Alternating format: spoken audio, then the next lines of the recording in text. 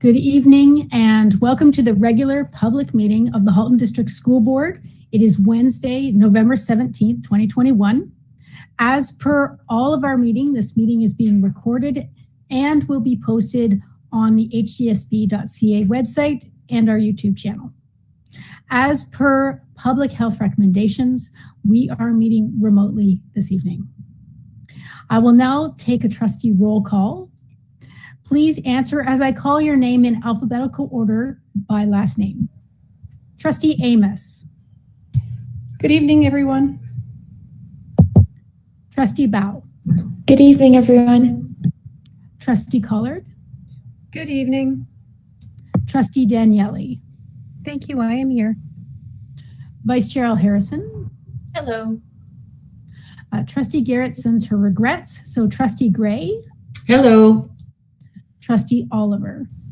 Good evening, everyone. Trustee Reynolds. I am present. Trustee Rocha. Good evening, Halton. Trustee Shuttleworth.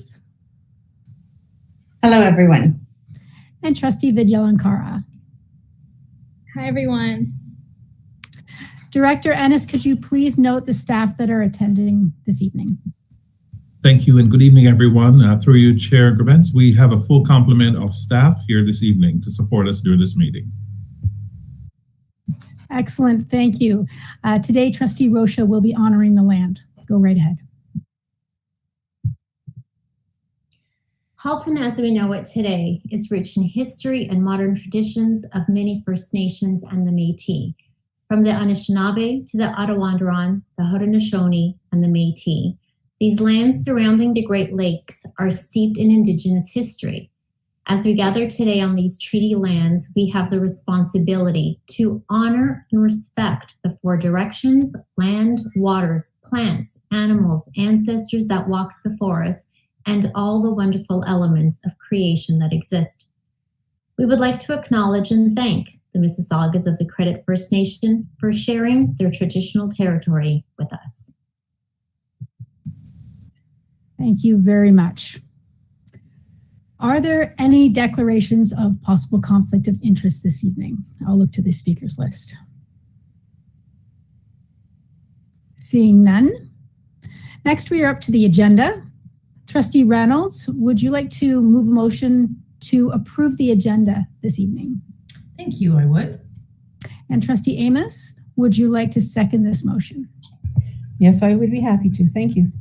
Excellent. Is there any discussion at all about the agenda this evening? I'll look to the speakers list. Seeing none. So all those in favor of approving the agenda this evening? Point of order?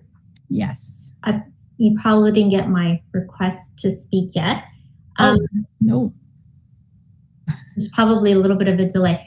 I wanted to point out one item on the agenda, and that is item 6.2.1. Okay. It currently reads that the amendment to board bylaw regarding regular meetings, there's an error. It should read amendment to board bylaw regarding election of the chair and vice chair. The attached report is correct. It's just the subject line on the agenda itself that's incorrect. Okay, thank you very much for that. I'll make a note, and perhaps an updated agenda could be posted to the website, Manager Gortmaker.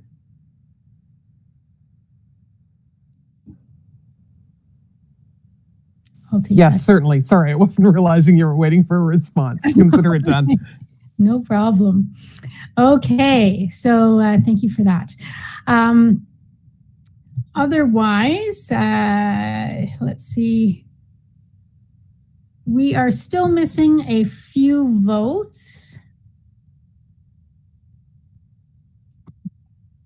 There we go. And that carries unanimously. Thank you very much. So we do not have any Inspire Word presentations this evening, but please do continue to nominate individuals or groups who support our students and their achievements. Nomination information is available on the hdsb.ca website. everyone. So we are now up to presentations this evening. We do have one, multi-year plan commitments, and this is Director Ennis. Go right ahead. Thank you, Chair Grabentz, and good evening again, trustees. We just want as a staff to share with our community and with trustees the commitments that we have as a Halton District School Board. And we want everyone, students, parents, communities, guardians, to know and to be aware of the commitments that we have made and that we are striving towards achieving. And so with that in mind, we're going to start to have regular updates at the board meeting to ensure that everyone understands the commitments that we have, they know what they are, and so we want to keep it in the consciousness of everyone that we serve. And so I'm going to ask staff if they would kindly queue up the multi-year plan video that we will share this evening.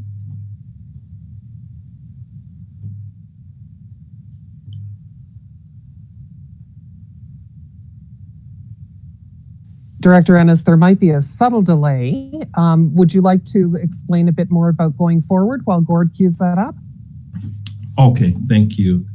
Certainly, we know that we have our commitments to equity and inclusion, which is vitally important in the world that we live in. And I mean, the conditions that we're trying to create as a board, we know that schools are not just, or should not simply be just a reflection of our society, but also we should be a mirror that holds up a greater and better way of doing things to our society. And so that's part of the work that we want to do. We want to make sure that we're eliminating disparities and we're eliminating disproportionality in outcomes for students. And so we want to make sure we are highlighting for everyone to see the discrepancies that we note, and so that we can have strategies to deal with those. Our commitment, of course, to learning and achievement continues to be at the forefront of everything that we do. In spite of the fact that we find ourselves in the context of the pandemic, we still are committed to doing that great work. Our commitment to mental health and well-being continues to be quite a concern for us, particularly as we are in the third school year that has been disrupted by the pandemic. And we know that it has had a severe impact on our students. And we know that through a previous presentation that we did, that we are hearing a lot from students about the fact that they are hurting and they are seeking help, and we're seeking to provide those opportunities for students. And of course, our commitments to Indigenous perspective and awareness, it continues to be a driving force for us. We know there are calls to actions through the Truth and Reconciliation that we are all aware of, but we want to hold those things in the forefront of everything that we do and make sure that we're taking action that is noticeable and that is sustainable.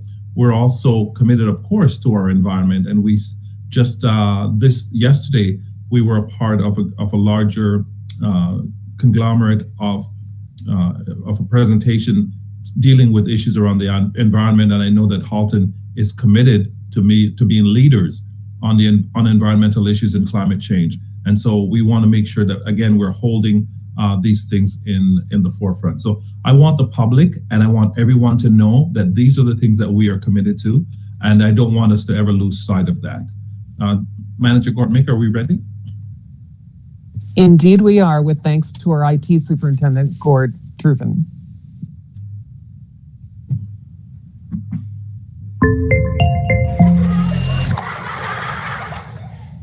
Welcome to our in-depth video series examining the Halton District School Board's 2020 to 2024 multi-year plan.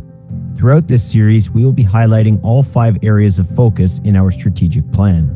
Each area is interconnected and built on the foundation of adaptability, relationships, innovation, communication, accountability, and engagement to support students, staff, and our community as we learn, grow, and inspire together. In the Halton District School Board's 2020 to 2024 multi-year plan, Learning and Achievement focuses on creating learning conditions to elevate student achievement across the Halton District School Board to support all members in our community as we learn, grow, and inspire together. We foster a culture of high expectations to maximize student and staff achievement throughout our schools and our board offices. Our commitment is to provide a welcoming, safe, and responsive learning environment for each student, which enables them to grow, achieve academic success, and realize their full potential. We provide students with opportunities to develop knowledge, skills, and attitudes that are connected to curriculum expectations and the world around them. We know that focusing on staff development is a significant part of our learning and achievement work, which is why we provide many learning opportunities and resources for staff, which ultimately provide positive experiences for our students. Part of our commitment in the multi-year plan is to strengthen innovative strategies that connect learning to the real world and prepare students for a dynamic future. We are focused on providing inquiry-based and experiential learning opportunities for all our students from kindergarten through to grade 12. Our youngest learners are encouraged to nurture their natural curiosity and think and explore through play and inquiry. They are also provided numerous opportunities to develop their literacy and math skills through these experiences. Elementary students continue to learn through problem solving and inquiry while incorporating hands-on learning and outdoor education. Secondary students can choose opportunities that appeal to their interests and learning styles and are supported in their decision-making through our Pathways program. Students can choose cooperative education, the Ontario Youth Apprenticeship Program, the International Baccalaureate, iSTEM, or the dual credit programs in partnership with community colleges, and numerous specialist high skills major programs. Our goal is to get students to focus on a career path that matches their skills and interests while meeting the requirements of the Ontario Secondary School Diploma. We are committed to providing engaging opportunities for students so they can build on their interests and strengths to be successful now and in the future. In the Halton District School Board, our goal is to differentiate teaching and learning to support each unique learner. We know our students have their own identities, experiences, strengths, talents, and needs. We encourage staff to differentiate instruction based on the strengths and needs of learners to help them build confidence and cultivate independence. We recognize the power of student voice.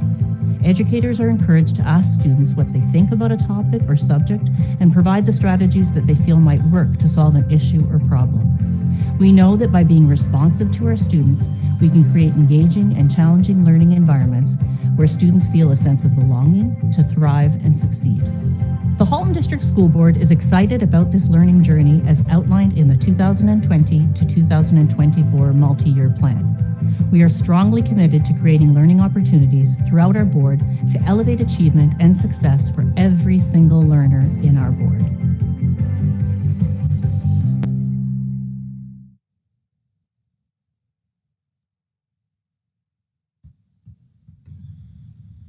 And so I trust that that video gave you a great overview of our commitments. And we're going to continue, as I said, to highlight these in the months to come and throughout the year. So thank you so much. That concludes our presentation. Yeah, thank you very much, Director Ennis. And just looking to the speakers list to see if there are any questions, comments.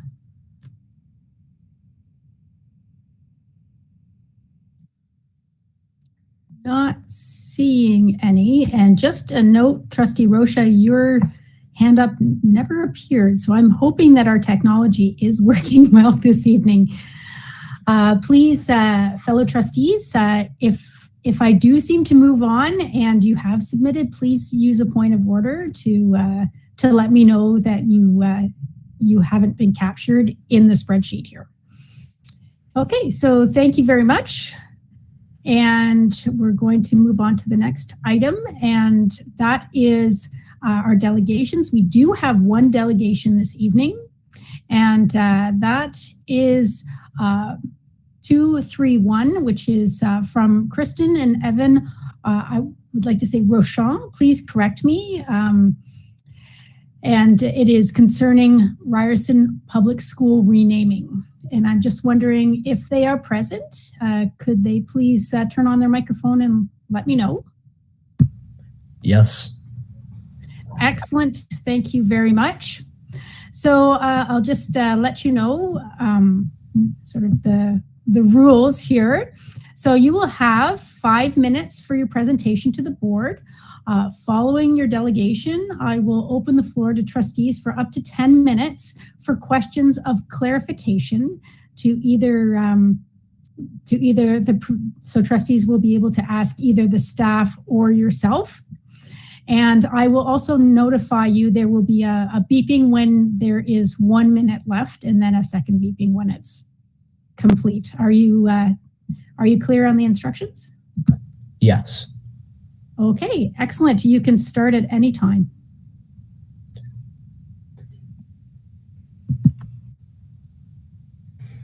My name is Evan, and I'm a grade 6 student at Ryerson Public School.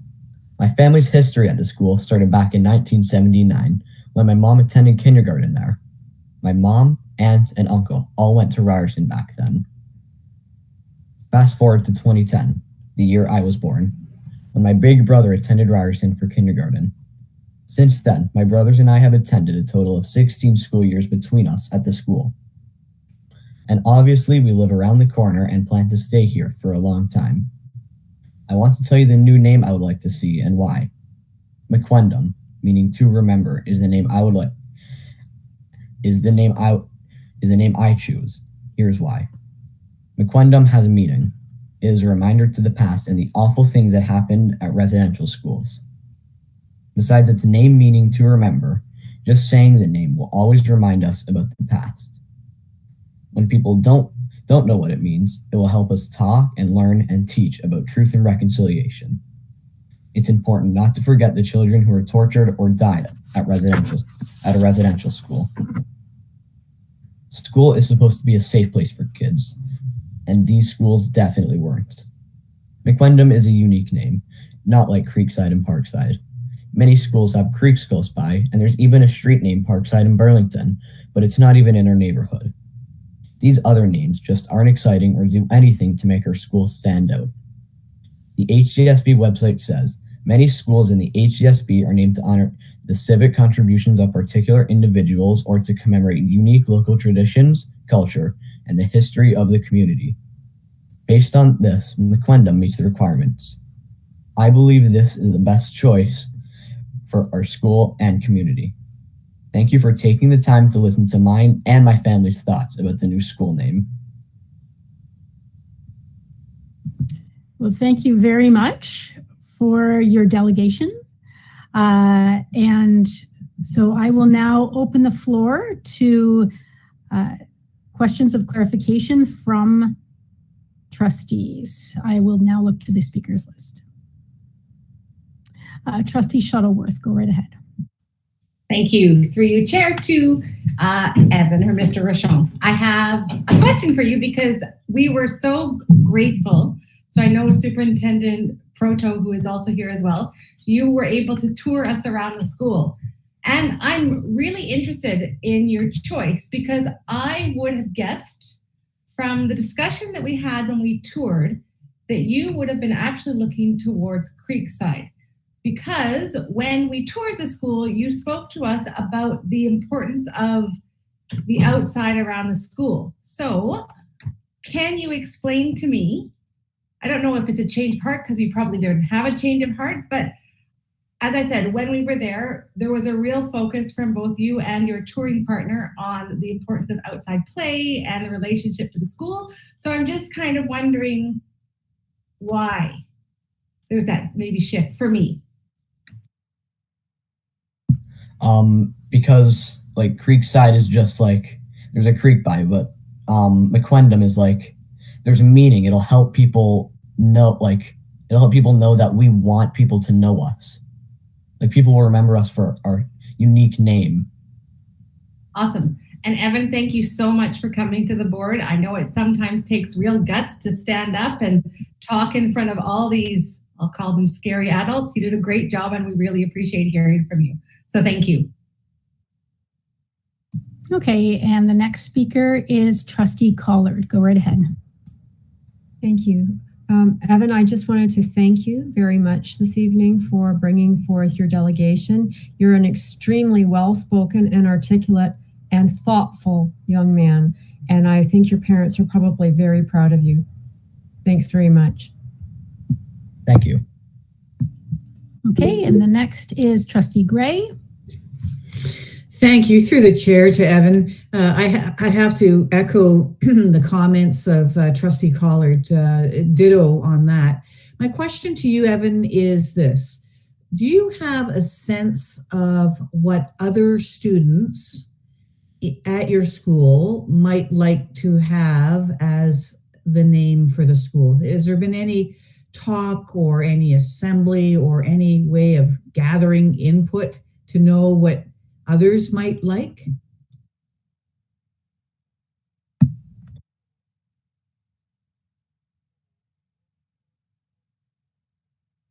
I'm sorry, Evan, you're on mute. One name that I heard a lot wanted is Creekside and McQuendum. I heard a couple Parkside, but mainly like McQuendum and Creekside. Thank you very much. Okay, and I believe this will be the final question with the time. Trustee Oliver, go right ahead. Thank you very much, Evan, for being here tonight and making your presentation to us. I had the same question as Trustee Gray, so I believe you answered it. But I'm wondering, did you have a chance to discuss with your friends or classmates or anybody else at the school the meaning of that name, and what did they think of that, and what do they think of that as a proposed name?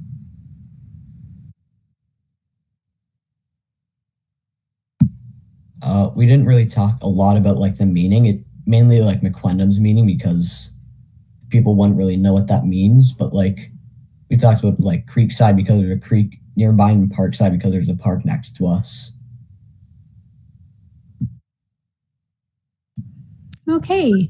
Well, I would like to thank you for your delegation, and it's really important that we hear from the voices of our community and especially the voices of our students. So I appreciate you coming out tonight, and you are welcome to continue watching the meeting through the live stream that is available on the htsb.ca website, and the school renaming item is item 521 in the agenda this evening. So it'll be a little bit further on, but thank you again so much for coming. Thank you.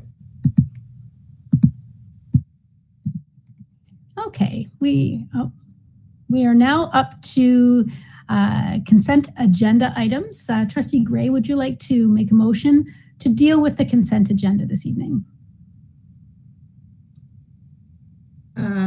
Yes, I could make a motion, but I would like to pull something out of the consent agenda. And that's fine. Trustee Oliver, would you like to second? I will second that motion. Okay, Trustee Gray, you mentioned you'd like to pull something.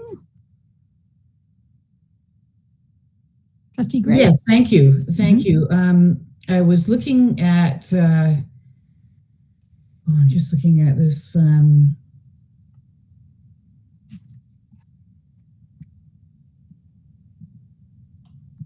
Sorry for the delay. I just had to pull up another screen on my. That's okay. I have many tabs and screens open sometimes. It gets a little overwhelming.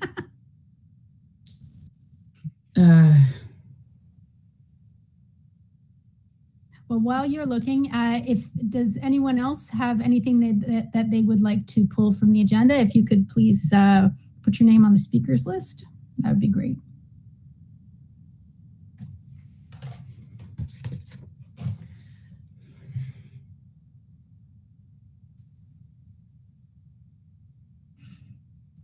Okay, nobody else is on the speakers list, so Trustee Gray, it's up to you. What would you like to? I apologize for the confusion, everyone. Let's just let this ride through. Thank you. Oh, okay. Okay, so is there any, I guess there's no further discussion. So if you could please cast your vote on the, actually, I will read the motion. I'm really sorry. Be it resolved that the Halton District School Board approve the consent agenda action items and receive the information items for November 17, 2021. So all those in favor of approving. I'm sorry, did someone second that? Yes, Okay, Trustee Oliver did. Okay, so all those in favor?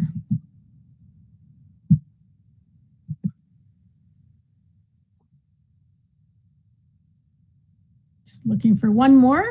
There we go, and that carries unanimously. Thank you very much. Okay, we are now up to ratification action items. Approval of business transacted in private session. Vice Chair Harrison, do we have any business from private session that requires approval? Yes, we do. There is one item as follows. Be it resolved that the Halton District School Board approve the resolution from the Halton District School Board meeting in private session on November 17th, 2021, respecting property matters, report 21151, and I so move. Trustee Danielle, would you like to second? Thank you. Yes, I would. Excellent. Is there any discussion at all on this? Looking to the speakers list. Seeing none. So could you please cast your vote?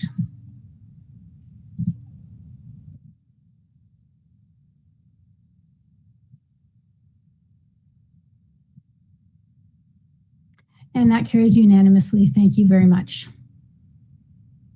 Okay, we are now up to action items for this evening. I'd like to draw your attention to item 521, school renaming, formerly Ryerson Public School, report 21135. And this was submitted by communications manager Marnie Denton. Trustee Shuttleworth, as the trustee for the school, would you like to move this? Yes, I would. Thank you. And Trustee Rocha, would you like to second? Yes, I would. Thank you. I will read the motion. Be it resolved that the Halton District School Board rename Ryerson Public School located at 565 Woodview Road in Burlington blank. So our job here is to fill in that blank. So Manager Denton, before we start talking about the names themselves, could you please briefly outline the process that was taken to narrow down the selection of names from the ones received in the initial call for submissions to the list that is in the report before us today, just so that the community understands, because many have not tuned in until this evening. Yes, I'm happy to fill you in on that.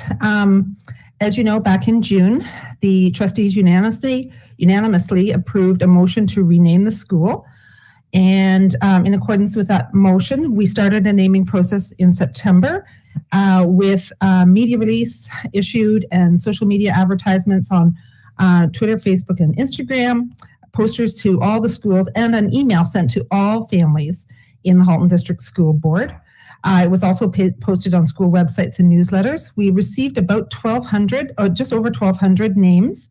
And the part of the process is that after we receive all the names, the shortlisting committee meets to narrow down the names to no more than 5 for trustees to select from.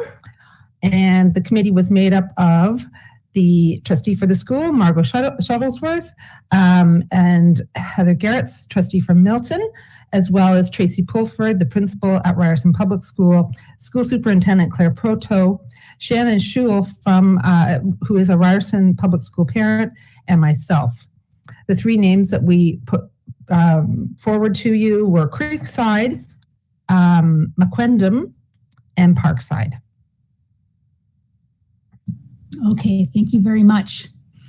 We will now follow. Oh, is there anything else you wanted to add? No. Okay. We will now follow the board selection of nominee process from the school naming and renaming board governance procedure adapted to the remote meeting environment. Okay, so the nominated names as they appear in the report are Creekside, McQuendam, and Parkside. I will now individually invite each trustee to indicate their support for one of the names proposed. All proposed names which have received the support of at least one trustee will be considered on the short list and shall be eligible for selection by ballot as the board's nominee. Essentially, I will call your name and please indicate one of the 3 school names that you would like to have on the ballot. Okay, so Trustee Amos.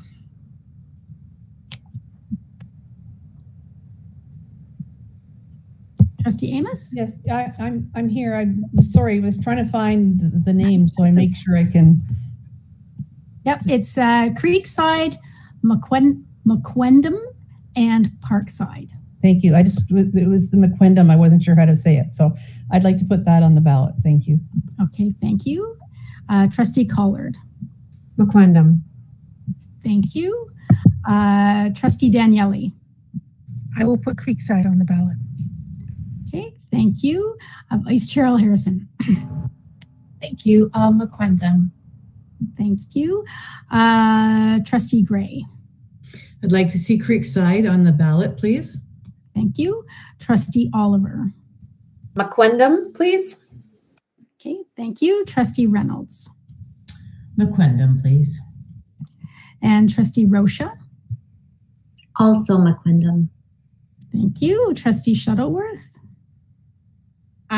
This is not the vote. I just think that it's important that all 3 are considered. So I will put Parkside on the ballot, please. Okay. Trustee Bow. McQuendam, please. Okay.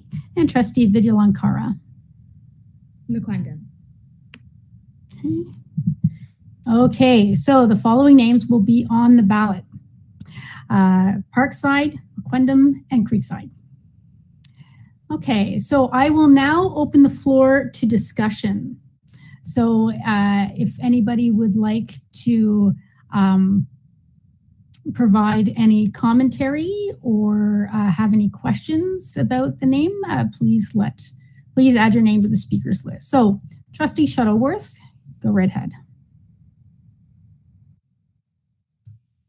Thank you. Buttons are not moving quickly tonight. Thank you. Through you, Chair, to the floor. I was honored to be toured around the school by Evan Richon and a co-student of his. It was lovely to see the school, and particularly tonight, it was really lovely to hear directly from the student at the school. I think it's really important that we are listening to the community and the students within that community. I went to Ryerson's parent council meeting last week to ensure that the parents were aware of the delegation process and that they were all able to delegate. So I know that Evan's mom is one of the parents on the parent council.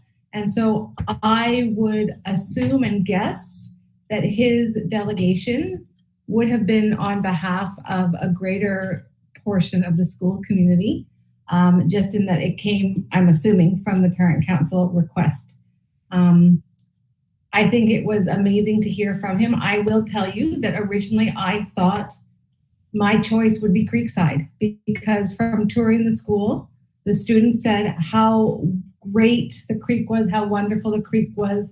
However, from now listening to Evan and hearing his background with the school, his family's background with the school, and the long history his family has had not only with the community but the school, my choice has changed, and I will now be supporting McQuendam.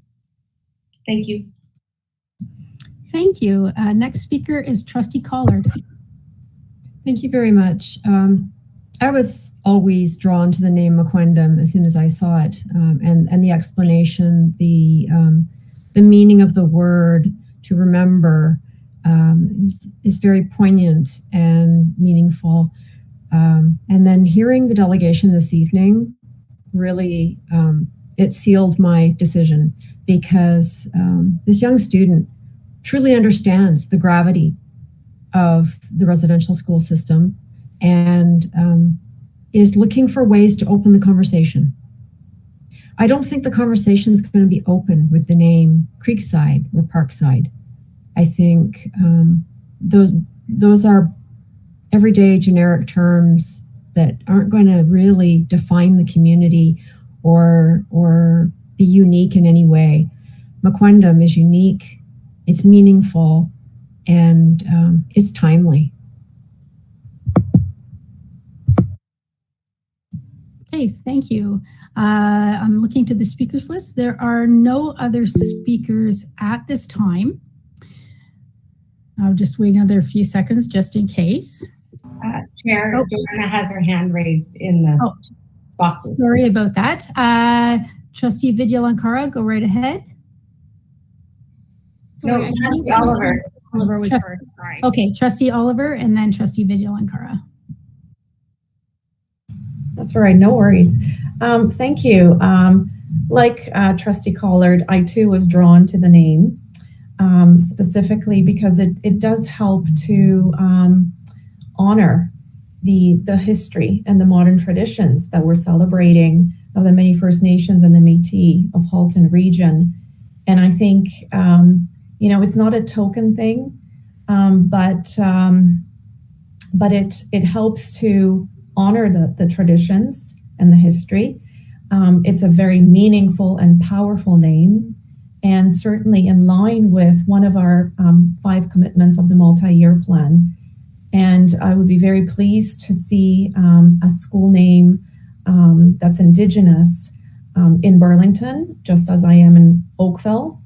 And I hope that will be extended to all of our municipalities. Thank you. Thank you. Trustee Vigilara. Thank you. Through the chair, I just wanted to take a moment to echo what my fellow trustees have said. I recognize that although my vote here is symbolic, I would respectfully encourage all trustees to vote for the name McQuendam. I think, obviously, after hearing Evan speak today, another great reason to vote for the name, but just reflecting on the name Ryerson and to go from having a school named after a man who strongly supported residential schools and to then name it an Indigenous name and a name that means to remember. I think that's a beautiful way of honoring the lives that we lost, as well as not forgetting what the previous name was as well. So yeah, I would respectfully ask that all trustees vote for the name McQuendam. Thank you. Thank you. Trustee Danielle, I see your hand up. Thank you very much. I put Creekside on the ballot because I truly believed, like Trustee Shuttleworth, that all names needed to be on the ballot to have a discussion. I don't know about my fellow colleagues, but I find the naming of schools to be one of the weightiest responsibilities that we have, because I don't think anything else we do will still be in play 50 years from now in the way a school name will be. And when I go into a school name, I look at something, I don't just look at the climate of today, I look at something that will stand the test of time and have meaning 50 years from now. And I'd like to send out a personal thanks to Evan, because he helped me realize how McQuendam will, and Vandy as well, thank you for that, Trustee Vigilara, will helped me to understand and reframe my thinking in terms of the name for the next generation and the next generation and the generation after that, because truth and reconciliation is so crucially important to our society at this moment. But I do think it will still be creating discussions 40 to 50 years ago. So Trustee Vigilara, thank you for your plea. I am very, very pleased to be supporting the name. Okay, thank you. And looking to the speakers list, I see no other speakers.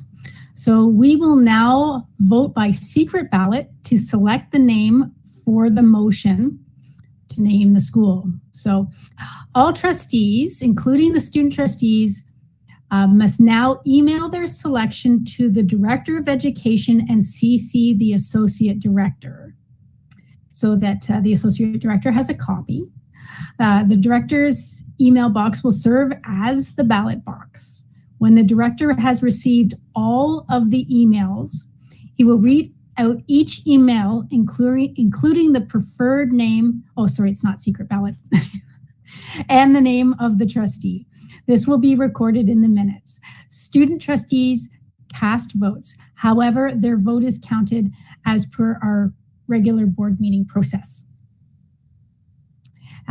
The school name supported by a majority of the ballots, so 6, shall be declared the board's nominee to be considered for approval by resolution of the board. Should none of the names receive the support of the majority of ballots, the school name with the least number of votes shall be eliminated, and another ballot shall be taken in the same manner as the previous ballot. This process shall be repeated until one name has received the support of a majority of the ballots. Where there are only 2 shortlisted names, so if it gets down to that, we do have of municipally elected trustees this evening, we do have an equal number, so it is interesting. It's not like our regular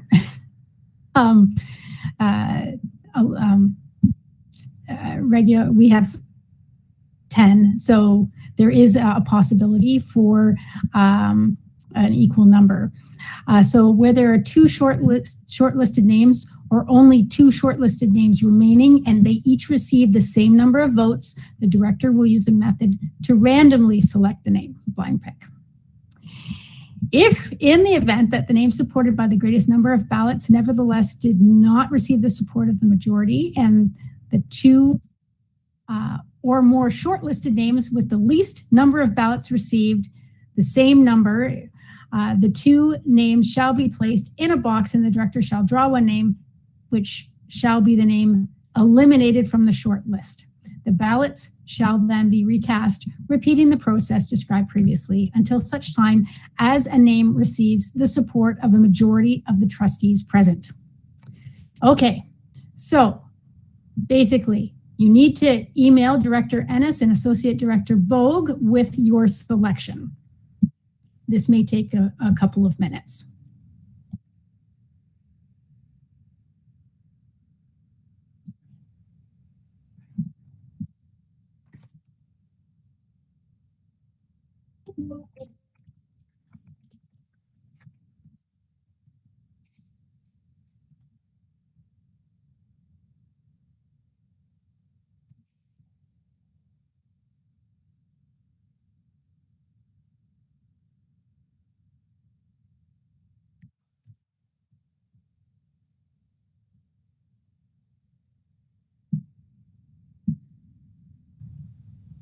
Just for the record, through you, Chair Graben, so far I've received 8 of the 10 trustees, plus I've received both student trustees as well.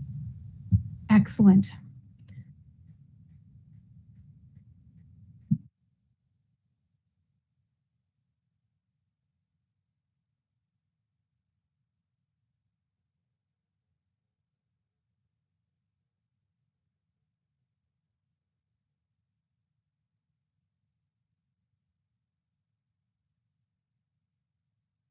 I believe all the votes are in, Chair Graben. Okay, go right ahead, Director Ennis. You may want to confer with Associate Director Bogue just to make sure. Associate Director Bogue, could you confirm if you've received all the votes as well? I have, thank you. They're all in. Thank you. So I will then read out the votes according to the way they appeared in my inbox.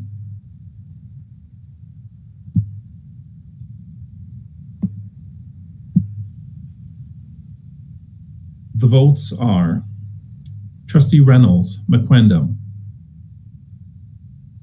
Trustee Rocha, McQuendam.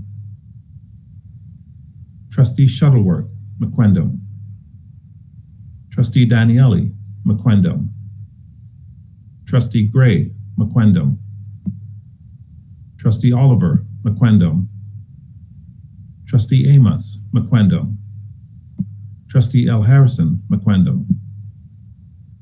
Student Trustee Bowe, McQuendam. Trustee Collard, McQuendam. Chair Grabens, McQuendam. Student Trustee Vigilara, McQuendam. I believe those are all the names of the trustees present tonight and their votes. Yes, I believe so. Yes. Well, thank you very much for performing that role. And the name now needs to be included as an amendment to the original motion. So Trustee Shuttleworth, as trustee for the school, would you like to make a motion to amend the main motion to include the name McQuindam? I would be honored to. Thank you. Thank you. Trustee Reynolds, as another Burlington trustee, would you like to second this motion? Thank you, I would. Excellent. So is there any further discussion on this amendment? Seeing none, so could you please cast your vote on this amendment?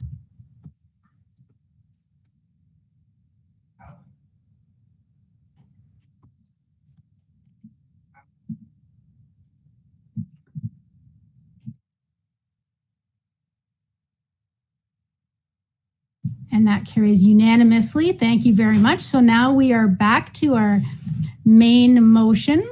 So I'll read the final resolution. Be it resolved that the Halton District School Board rename Ryerson Public School located at 565 Woodview Road in Burlington, McQuindam Public School. All those in favor?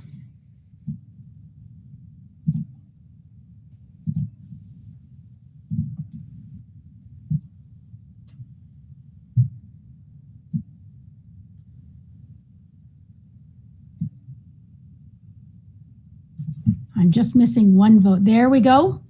And that carries unanimously. We have a new name for the school, McQuindam. Excellent. So just a question, considering when will there be signage, et cetera, added to the school? And Director Ennis, go right ahead. Before we get to your question, through you, Chair, to the rest of the trustees and to the entire staff and to the community, I just wanted to say a big thanks to Manager Denton for the work that she did on this file. I know it was a tremendous amount of work, and I want to thank Superintendent Proteau and all those involved with this work. So thank you so much for indulging us, Trustee Shuttleworth, and everyone involved. It was a tremendous collaborative effort, and I'm truly grateful. Now to your question, in terms of procedure and changes, we have not had that conversation as yet in terms of timeline, and it will take some time for me to commiserate with staff, and then we will have a critical path available for when things will take effect. Excellent, thank you. Okay, we are now moving on to the next item, 522, 2020-2021 financial statements, accumulated surplus balances, report 21139, with an accompanying presentation. And this was submitted by Superintendent Ngoy. Superintendent Ngoy, why don't you go ahead?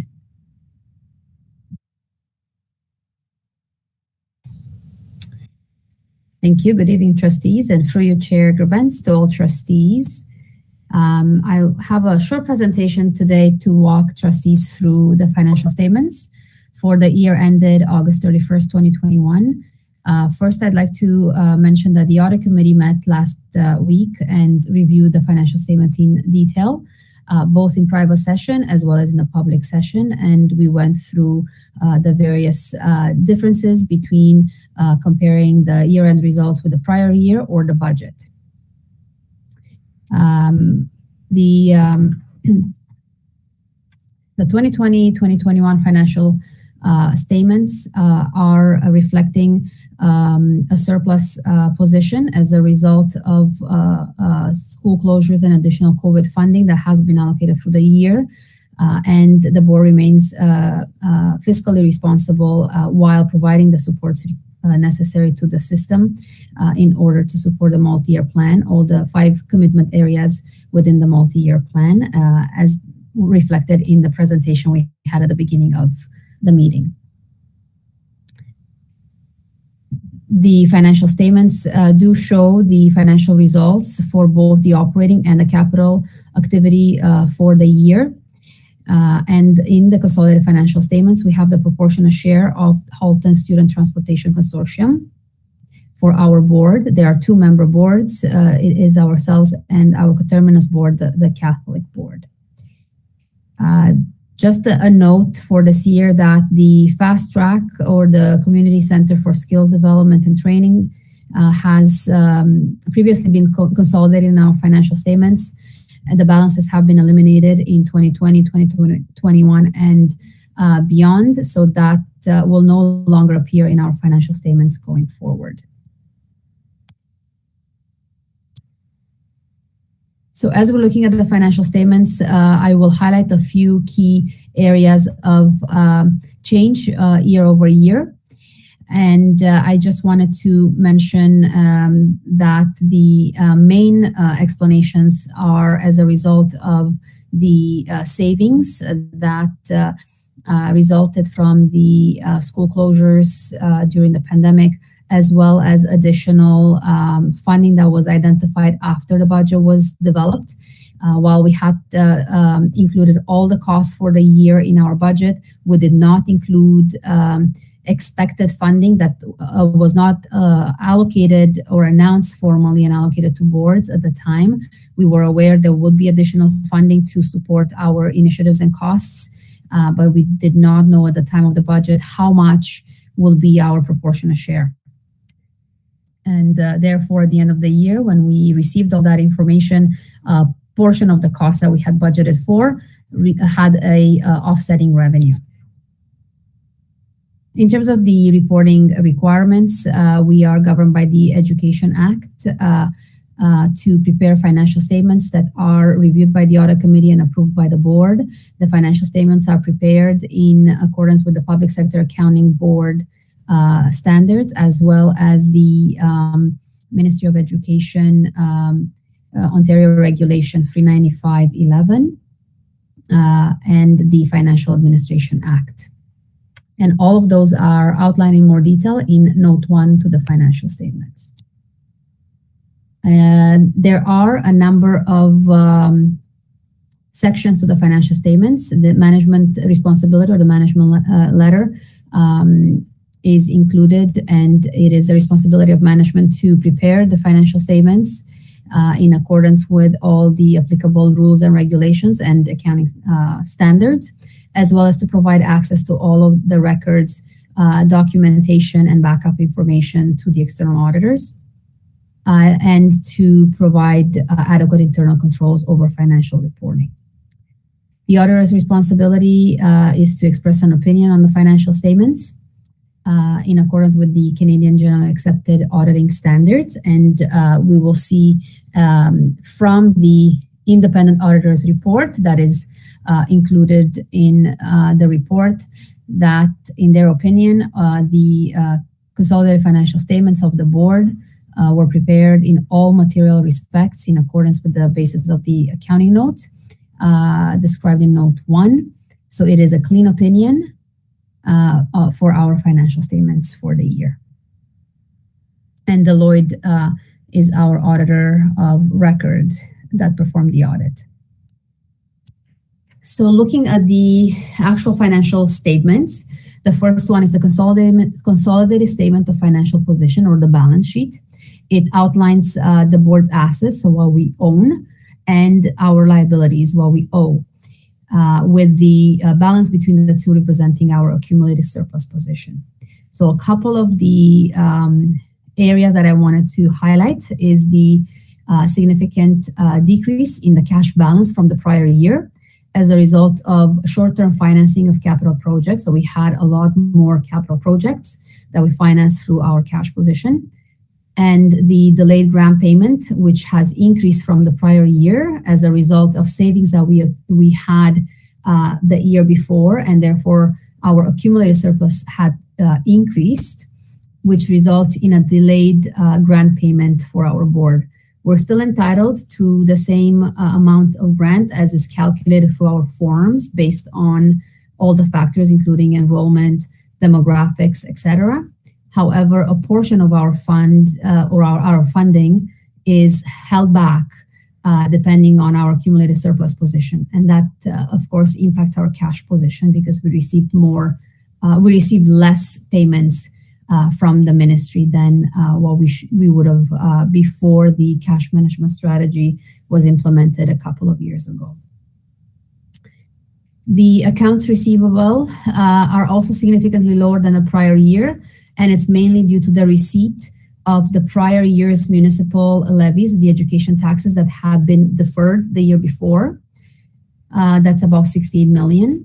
And the accounts payable and accrued liabilities are also significantly lower, mainly as a result of repayment to the Government of Ontario for the same amount of deferred municipal levies that they advanced to the board in the prior year, as well as the repayment of strike savings recorded in the prior year.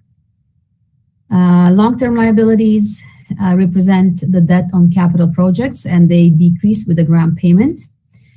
So every year they go down proportionately. The tangible capital assets mostly represent our schools and the administrative buildings. And they increase with any additions, any new schools being built, or improvements, betterments to a structure, and decrease with the amortization of their useful life.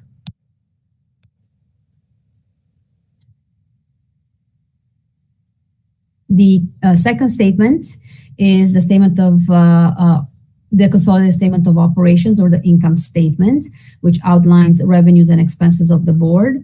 The excess of revenue over expenses represents the annual surplus or deficit if the expenses exceed revenues, but in our case, we do have an annual surplus. Compared to the prior year, both the provincial grants and the provincial grants, the grants for student needs, as well as the other provincial grants or the priorities and partnership funds have increased significantly. The increase in the GSN, which is our main source of funding, was as a result of the class size changes for the secondary panel, which resulted from the labor negotiation, the central labor negotiations, as well as additional supports that were provided through those contracts, and that money was disbursed to school boards. The priorities and partnership funds have increased significantly due to one-time COVID funding provided to school boards, which were in excess of 20 million for the prior year. And the expenses year over year also reflect the increase due to the additional staffing and resources that we put in place to match the revenue increases. The consolidated statements of cash flows show our cash position between operating capital and financial transactions. The statement of net debt summarizes the acquisition of tangible capital assets, as well as other prepaid expenses, for example. And the net debt summarizes the difference between financial assets and financial liabilities. There are more details to the financial statements provided in the notes that accompany them. I wanted to highlight a few for the board. As I mentioned before, Note 1 identifies the significant accounting policies and the basis on which the financial statements are developed. It also highlights one change from the prior year. It's a change in the useful life of computer hardware. It's been decreased from 5 years to 3 years to as a result of ministry recognizing the use of technology in the education sector. It does get used quite extensively, as well as loaning devices to students, and therefore the requirement to replenish our fleet sooner. That, however, did increase our amortization cost for this particular asset line. The note number 12 outlines the in-kind transfers for covering our personal and protective equipment, so PPE, and critical supplies and equipment that was received from the Ministry of Government and Consumer Services. We accounted for about 10 million in-kind resources that we received centrally, that were procured by the province and provided to the board throughout the year. Note 20 is a standard disclosure note for recognizing the impact of the COVID-19 pandemic on the potential impact of revenues as well as the expenses for our organization. So the audit committee, governed by Regulation 36110, has a panel of 3 trustee representatives, 2 external public representatives with a background in audit and finance. They reviewed in detail, as I mentioned before, the financial statements at the meeting that took place on November 9th, the package for that meeting, and the meeting was live streamed, is available on our website. And the audit committee did approve a motion to recommend to the Board of Trustees the approval of the financial statements as you see them in your package. So I just wanted to go over the accumulated surplus, as it is the within the purview of the board to approve the allocation of surplus and the use of surplus for the board. If we're looking at our operating surplus, it is about 1.5% of the approved budget. So we ended up 11.7 million in a positive compared to the budget. And it is as a result of higher revenues due to the additional one-time COVID funding and lower costs as a result of school closures through the year, as well as a lower liability that was calculated by our actuarial at the end of the year. I know this is small. I'm going to try to see if I can make it a little bit bigger. Is this a little better on the screen? So this provides the trustees. It's also in Appendix A to the report. It provides the proposed transfers in and out of our accumulated surplus balances with the last year, 2019-2020, provided on the right side and building on towards the 2020-2021 balances. As per the motion in the report, we have 11,741,000 approximately that is going to increase the non-designated surplus. However, we do propose to transfer 18,796,000 approximately out to the other internally allocated surplus areas, leaving a total of 3% of our provincial allocation to the non-designated surplus funds. This 3% is more than what we would normally recommend in a non-designated surplus, but it does allow the board to consider impacts of the pandemic as we move forward, or post-pandemic implications and challenges that the board may face over the next couple of years. With respect to internally restricted surplus areas, it is also recommended that the student achievement area that will address and support all 5 areas of the multi-year plan is going to be increased to 21 million or approximately 3% of our provincial allocation to be provided or to support the multi-year initiatives through the year over the next 3 years of the multi-year plan.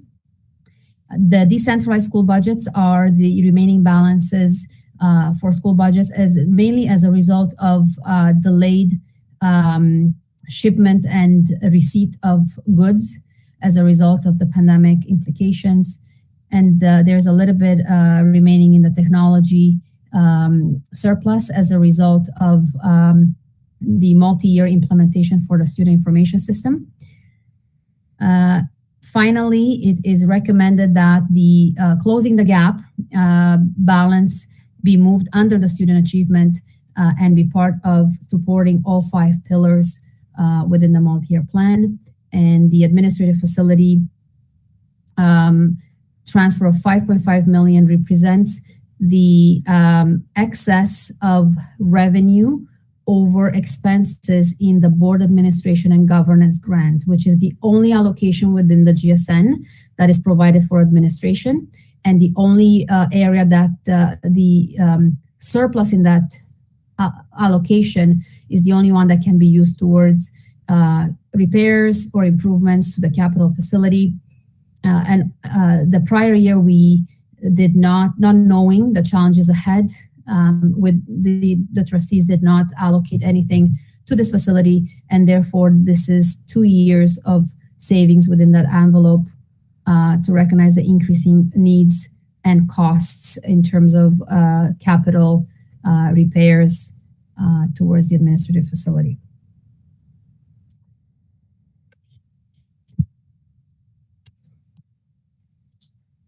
I should also mention that below that line, we do have some items in terms of a surplus that are what is called outside of compliance, and they refer to future employee benefits as well as land acquisition, land costs, and outstanding development charges, and the school generated funds balances as well.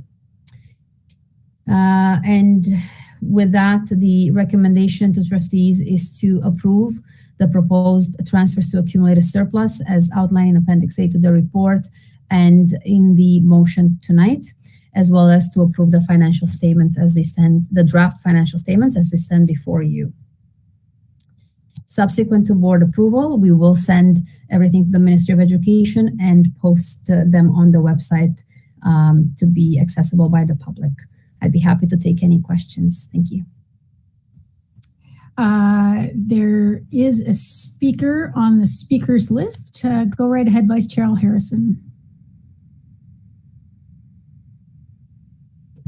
Thank you.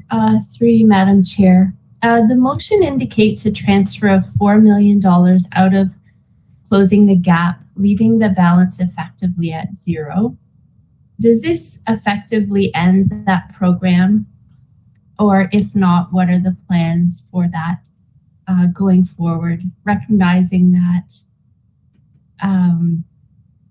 it's hard to come by additional funds for facility improvement.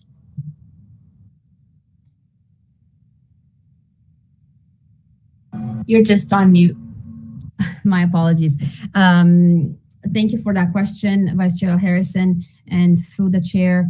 The additional $4 million remaining, we did, if we look at the capital report with financials in the consent agenda, there's actually only about $500,000 remaining in planned close the gap projects that had been pre-approved for some electrical upgrades and air conditioning. And we plan to address those through future school renewals, school renewal funds. Adding more projects to the list for this $4 million that is remaining out of operating funds puts pressure on our compliance. First of all, depending on the magnitude of the project, so the dollar value of an individual project, we may require ministry approval to allocate operating surplus on a capital project. If they're smaller projects, we do have the ability with board approval to allocate it to capital projects. However, as we amortize them, it will increase this, see if I can highlight. It will increase this committed capital projects amount, and that will every year there will be an amount that will come in and reduce or put us in a deficit. So that will reduce our compliance room year over year, and it may not be the recommended path. We do have school renewal, school condition improvement, proceeds of disposition, which are capital in nature, and capital projects could be allocated for those first.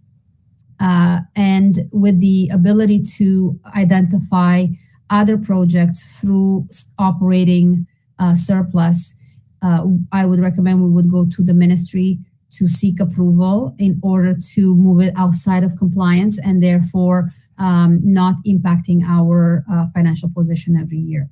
So with that in mind, the proposal is to roll it all up under student achievement and look at it as one fund. And perhaps it's not student achievement, perhaps it's the multi-year plan supports, because it is meant to address all 5 areas under our multi-year plan, including the environment, including the facilities, not just student achievement. Yeah, I just follow up. Yes. Thank you. Through you again, Madam Chair. So what I'm hearing is that yes, closing the gap is essentially being closed itself, and that we would not be assigning funds to that anymore for the reasons that you have outlined. And I guess my comment is I agree and support that, but I do want to recognize that my predecessors, I believe, had a really great idea to establish the Closing the Gap Fund. And there has been many, many millions of dollars of projects that have taken place as a result of that vision, including air conditioning and lots of technology-related projects and CPP-related projects, and the list really, there was library projects and so on. So I feel, I don't know what the answer to my next point is, but I almost feel like, and maybe I'm doing it through these comments, it's worthy to celebrate things that have come, that were out of the box. When I first started here, people talked about Haltonizing things, and this is one example of how, again, my predecessors did that. So I just want to express my gratitude for that and all of the good impacts that were a result. And I did want to be clear that herein, moving forward, there will be no Closing the Gap Fund anymore, that it's being rolled under a multi-year plan piece, and that we have capital dollars are coming from other places, including the CVRIS funding, which has been graciously given by levels of government, and so on. So thanks for your comments. I don't know if anybody else wants to say any Closing the Gap goodbyes or commemorative ideas, but that's all. Thanks so much for your time. Thank you. Trustee Collard, I see you're on the list. Is this a question of clarification, or is this about debate and I should be putting the recommendation on the floor at this point? It's about closing the gap. Okay, go ahead. I remember when Closing the Gap became a thing, and we were all very excited to be able to do the work that we did, improving the conditions in some of our older schools and bringing them up to the same standard as our newer schools. And Trustee L. Harrison is quite right. We should be celebrating that work. And I'm glad to see that it will continue under the multi-year plan. And I look forward to getting air conditioning at Pineland. Okay, so Trustee Collard, since there are no other speakers on the speakers list to the presentation, Trustee Collard, would you like to move this particular motion? Yes, I would. Thank you. Okay, Trustee Gray, would you like to second? Yes, I would. Okay, I will put the motion on the floor. Be it resolved that the Halton District School Board authorize the 2020-2021 year-end surplus of $11,741,864 to be transferred to the accumulated surplus category for non-designated surplus. Be it resolved that the Halton District School Board authorized reallocation of accumulated surplus of $18,795,800 $18,795,828 to be transferred from accumulated surplus category for non-designated surplus to the various accumulated surplus categories as outlined in Appendix A, including but not limited to a transfer of $16,880,154 to the student achievement reserves, a transfer of $4 million out of closing the gap reserve, and a transfer of $5,563,914 to the Administrative Facility Reserve Fund. Be it resolved that the Halton District School Board approve the audited financial statements for the fiscal year ended August 31st, 2021. Is there any debate?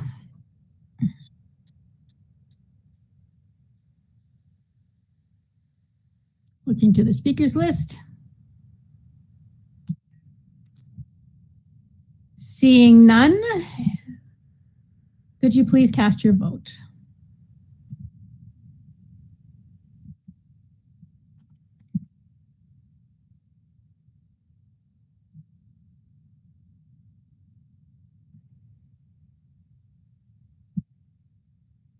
And that carries unanimously. Thank you very much. Okay, we are now on to item 523, Board Self-Assessment Standing Committee Report 21147, submitted by Vice Chair Harrison. Vice Chair Harrison, would you like to move this item? Yes, that would be great. Thank you. Great. Trustee Rocha, would you like to second? Yes, I would. Okay, I will read the recommendation. Be it resolved that a standing committee be struck to develop and implement a board self-assessment policy, procedure, and terms of reference, and that in lieu of a self-assessment survey this year, the standing committee plan a 1-hour session for Committee of the Whole to review progress on 2020 goals and engage in a discussion about successes and challenges during the past year in order to revise, confirm goals, and that such a session take place by the end of January 2022. Vice Chair Harrison, would you like to speak to this? Yes, I can speak briefly to it. Since 2018, the trustees of the Halton District School Board have engaged in self-assessment regarding our governance, and that has followed along with best practices from other boards, the OESC and OPSPA. And last year, we did not follow a tradition. What we had been doing, we carried forward our goals, recognizing that the pandemic did slow us down a little bit in some of those. And this year, trustees have decided that self-assessment is important enough to us to build it into an annual cycle. And so the motion in front of you, establishing a standing committee and developing the policies and procedures to enable that to happen, will put us in a place to do that in years going forward. But we also don't want to lose the opportunity to be reflective on our governance practices over the past year and to identify areas for improvement and move ahead with that in parallel to establishing those policies and procedures. Okay, thank you very much. I suspect since we did have a discussion at Committee of the Whole around this, that there won't be any debate on this really, but I will look to the speakers list nonetheless, just in case anybody would like to say anything. Okay, seeing no speakers on the speakers list, I ask my fellow trustees to cast their vote.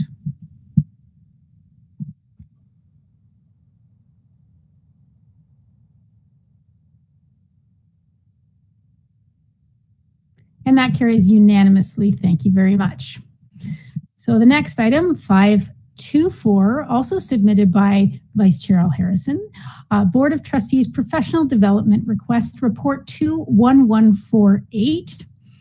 Vice Chair Al Harrison, would you like to move this as well?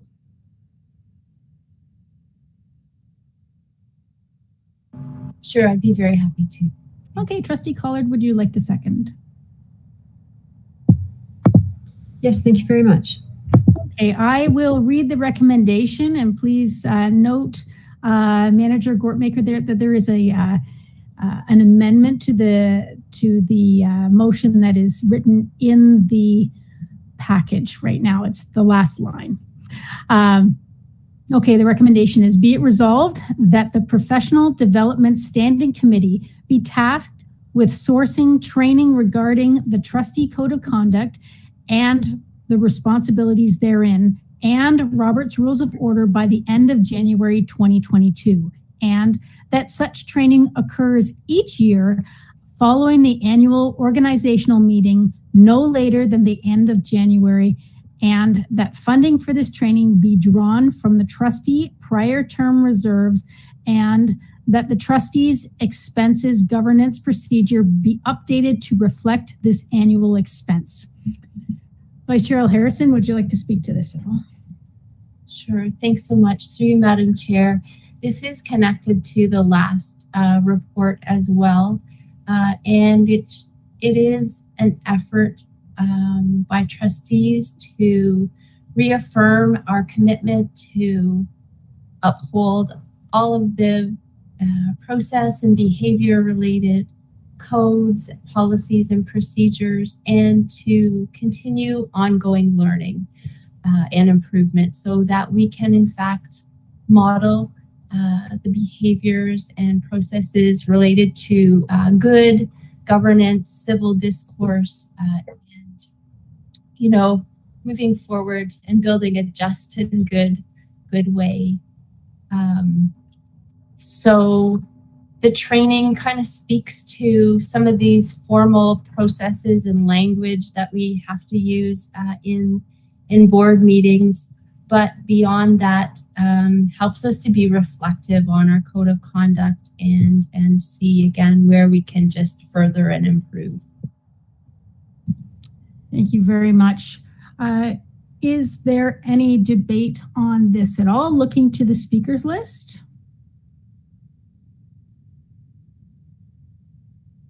Seeing none, all those in favor. Sorry, please cast your vote. I'm trying to use new terminology to be a little more inclusive of a yes or a no. And that carries unanimously. Thank you very much. Okay, we are now up to communications to the board and up to my favorite part of the evening, which is the student trustee report. Trustee Bao and Vigilara, do you have a report for us this evening? Yes, we do. Go right ahead.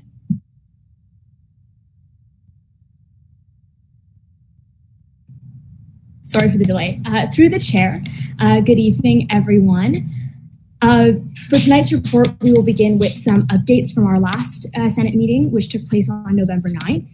During the elementary session of Senate, we were pleased to hear lots of senators had reached out to their student body, introduced themselves, and collected questions and concerns, which were brought forward during the session. During the joint session, we reviewed our Senate norms and values, and a motion to pass these norms will be brought to the table at our next Senate meeting. During our second session, we reviewed the student trustee policy, and after that, senators shared numerous questions and concerns that they received from students regarding final exams, as well as questions about switching over to the regular semester model, perhaps in the next term. And we hope to gain some more information relating to this maybe today. In other news, Trustee Bao and I selected our student representatives for the environmental management team. As always, we had an outstanding group of students apply for this committee roles. It was very hard to decide, so we're proud to share with you the names of our two student reps.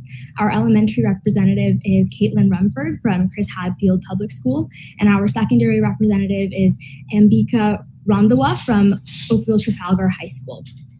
Our senators have a wonderful and strong history on the EMT, including but not limited to creating the climate emergency declaration. So we really look forward to seeing all that they achieve this year. And one last Student Senate update.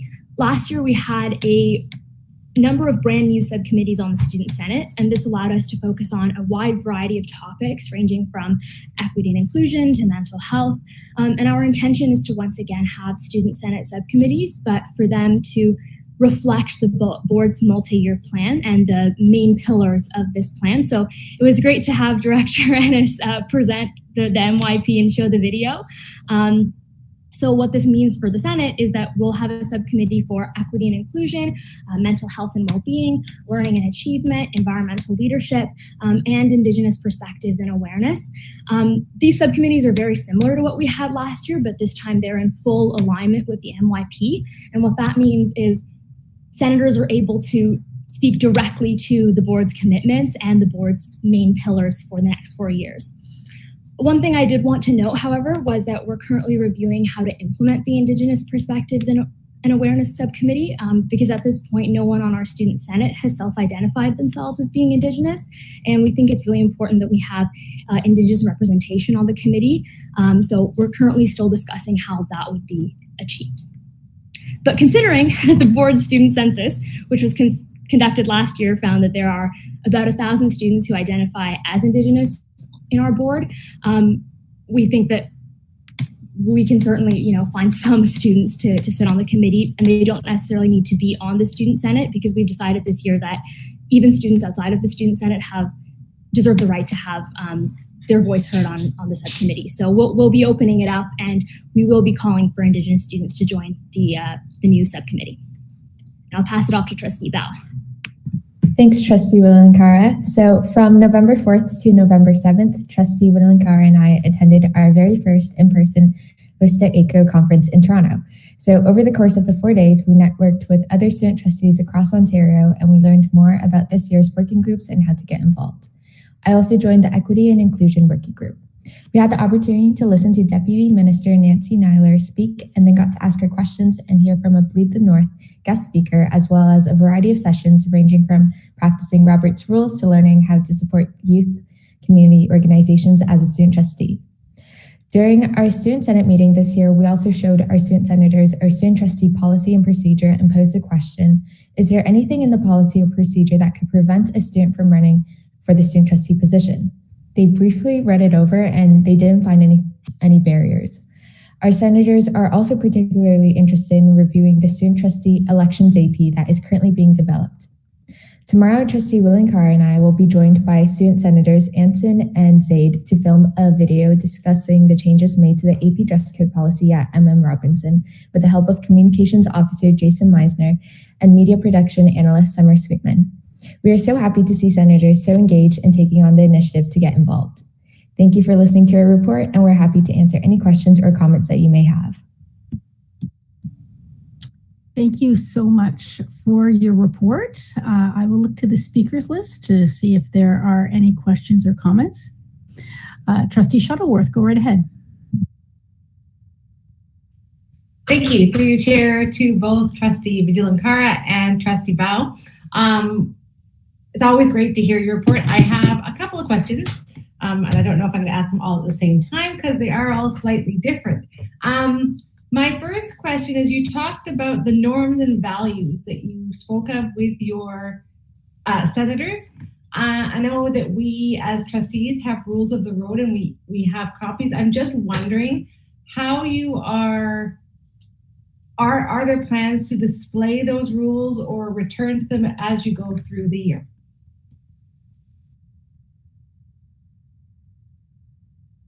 Yes, please, but you have to unmute. Yeah, I can begin to answer, and then Trustee Bao, please feel free to add on. We will certainly be reviewing and returning to the norms. Once we do pass the motion to finalize the norms, we were thinking of having maybe a few students create a nice poster or something creative to display the norms and to have that as something that although we're not in a physical space, maybe we could display in our virtual environment, so perhaps on our Google Classroom or during the virtual meeting, and we can return to that at every meeting. Yeah, so certainly we will be reviewing it, and it will be something that we continue to display and remind students of throughout the year, because that's the purpose of our norms and our values for the Senate. It's what guides us and keeps us on track during the year. Thank you. Awesome. Thank you very much. I see somebody else has a question, so I'll go back on the speaker's list because my next question is different. Thank you. Well, I think Vice Chair Harrison removed herself from the list. Or are you on there still, Vice Chair Harrison? No. Okay, go ahead, Trustee Shuttleworth. Okay. All right. So my second question is, you were looking at reaching out. I think it's great that your subcommittees are expanding to include students that aren't on the Senate. I think that is just an amazing idea. I'm just wondering, sorry. I'm just wondering how you plan to tap those students who might not be as obvious within the school community to try to get them involved.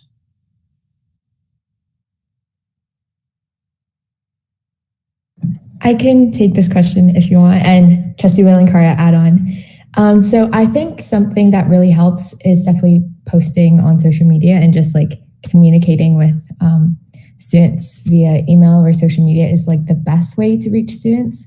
And especially since we are looking for students who might not already be on Senate, I think that is a great way to get involved. Trustee Redhead, if you have anything else to add. Yeah, through the chair, I echo what Trustee Bao just shared. I think sometimes there are always students that are unfortunately overlooked. There is bias in our system, of course, and admin and teachers may not always know of the students who are interested. These students might just be shy, for example. So having the applications be posted somewhere online, promoting it ourselves, reaching the student at the individual level rather than always relying on staff and admin to share the opportunities is one way we can perhaps eliminate the barrier and get students who aren't typically involved.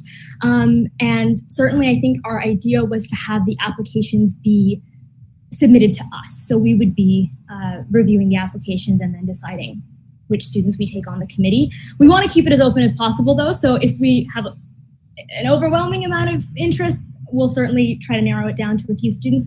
Otherwise, we do want to keep it as open as possible and include everyone we can, because we like to do that. Great. So just to add on, we'll also be working with staff on this. All right. Thank you, both of you, for your answers. Okay, thank you very much for your student trustee report this evening. Always lots going on. Congratulations on going to your first conference. Trustee Bao, that's fantastic. And I'm assuming that that was virtual, right? Oh no, it was in person. Oh, wow. So, well, you've gone more places than I have probably in the past one. Oh, that's fantastic. Being able to network, that's great. Well, thank you so much. And we look forward to your next student trustee report, December 1st. Okay, and with that, I'm going to call a 5-minute recess. So if we could, actually, I'll make it, if everybody could be back by 9:45, I'll make it a little bit longer than, or 8:45, sorry, 8:45. That would be great. Thank you.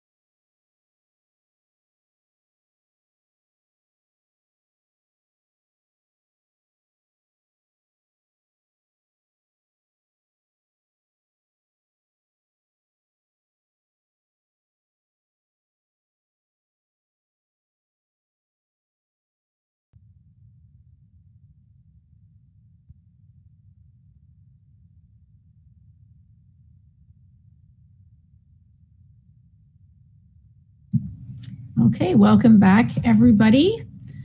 I hope you had an opportunity to get up and stretch. These meetings can feel long. Okay, so we are up to 6.2, which is for action for December the 1st, 2021. The first item is 6.2.1, and the title of this has changed. Amendment to Board Bylaw, Re-election of the Chair and Vice Chair, Report 21149. And this was submitted by Trustee Rocha and Trustee Collard. Would either one of you like to speak to this? Chair Gerbens, I can start, and then I'll defer to Trustee Collard as she put a lot of effort into this, and I want to make sure credit is given where credit is due. To give you a quick background, the Board of Trustees did meet at Committee of the Whole last week, and this was introduced to them, and thus it's coming to the board today for the first of its presentation, and it'll come back to the board in December. But essentially, we identified a gap in our bylaws where a scenario did not exist in a situation where what would happen if none of the trustees expressed interest in either the role of the chair or vice chair. And the governance committee was tasked with creating a scenario. And with that, I will defer to Trustee Collard to explain what came out of that. Thank you, Trustee Rocha. So I went and put my thinking cap on, and I thought, how do we get around it if we ever have an occasion where nobody wants to run for chair and nobody wants to run for vice chair, and the table has been polled and no one has put their hand up and said, yes, I will do this. And I thought, okay, well, I guess we could go around the table again. And then I thought, well, that's going to be enough, because if we're just going around the table and going around the table, perhaps we have to add a little bit more to it. So I put in a suggestion that trustees could also encourage another trustee to run, someone who they felt would be able to carry out the role capably and show their support, and perhaps draw that out of the trustee who they were trying to encourage. And then failing that, that a recess of the trustees might be in order if that did not succeed, in order for trustees to really think about, did they feel that they had the skill set? Did they feel that they could grow into the role? Did they feel that they had the time? And just do some, self-awareness pieces there, and then come back to the table and try again. I would hope that in Halton of all places, that we will never have to use this process. But now that we've got one that gets a little bit more deeper as the cycles proceed, I'm hopeful that a good chair will be able to be uncovered each term, each year of the term. Okay, so we will see this back on December the 1st. The next item is 6.2.2, Directors' Roles and Responsibilities, Performance Review Policy, Governance Procedures, Report 21150, submitted by Trustee Shuttleworth on behalf of the Governance Subcommittee. Trustee Shuttleworth, would you like to speak to this? Sure, I can. So back in October, at that board meeting, we talked about reviewing the policies and procedures in place that look at both the director's performance review and the role and the responsibilities of the director. We formed as a group, and that consisted of myself, Trustee Collard, Trustee Rocha, Trustee Gerbens, and Trustee L. Harrison. And we looked at both the policies and procedures and recognized that we could combine the two policies to act as an umbrella over the two procedures. So we met 4 times and created a policy called the Director of Education's Roles, Responsibility, and Annual Review Policy.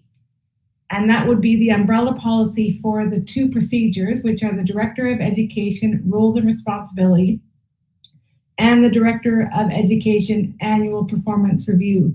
Now, in naming these policies and procedures, we were really focused on the fact that we wanted to make sure that they were easily found or searchable items if members of the public were looking into what was entailed in them. So we were actually tasked to do this by the next committee of the whole meeting, but we were speedy, so I thought we could bring it today and then save time, and it only would have to come to the board today and then again at the next board meeting rather than coming 3 times, including the committee of the whole. So the policy is there for your perusal, and if anybody has any questions, I'm sure myself or members of the committee would be happy to answer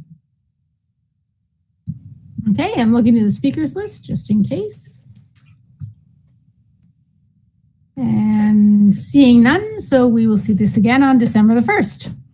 Okay, so we are now up to information items for this evening. The first is 634 Northeast Oakville Secondary Students Redirection Report 21143, submitted by Superintendent Blackwell, Executive Officer Ian Gadet, and Superintendent Etoff. Go right ahead.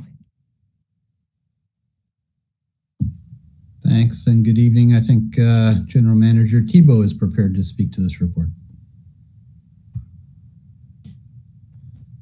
Through you, Chair Gerbens, and to trustees, we present this report tonight to provide you with an update as to the redirection that we're undertaking for next year, or it's a 2-year phased-in approach, but it's a redirection that impacts the North Oakville secondary plan area in the town of Oakville.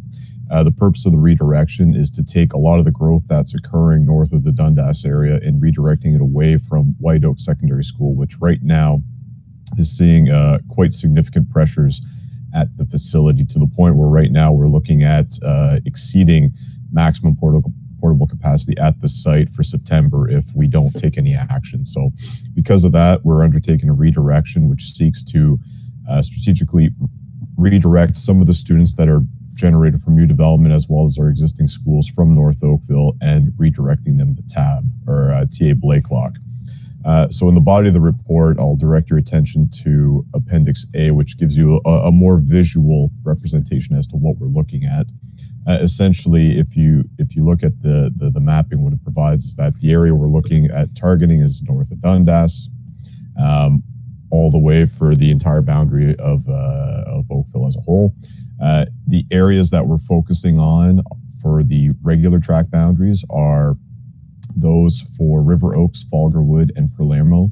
Those are the schools that are being affected for the regular track boundaries, as well as for French immersion. We're looking at the boundaries for Munns, Sunnydale, and Palermo. So those are the areas being served or are holding at these locations outside of Dr. David R. William and Udinawi, which are not impacted by this redirection. The reason that we've employed this specific redirection and why we focused on more these holding school locations is first and foremost, it's the least amount of disruption to our existing Halton District School Board students, namely those that fall within the Udinawi and Dr. David R. William boundaries, which I've seen a number of reviews and have also expected to go to White Oak Secondary School for a number of years now, seeing that these schools have been open for close to almost a decade in some cases.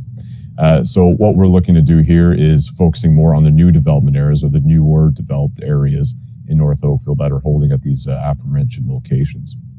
The other thing that this redirection accomplishes is it offsets the pressures at White Oak Secondary Schools and avoids us having to add a number of additional portables on site to accommodate for this growth, which at this point, given the size of the school and the current site constraints, is becoming less and less feasible.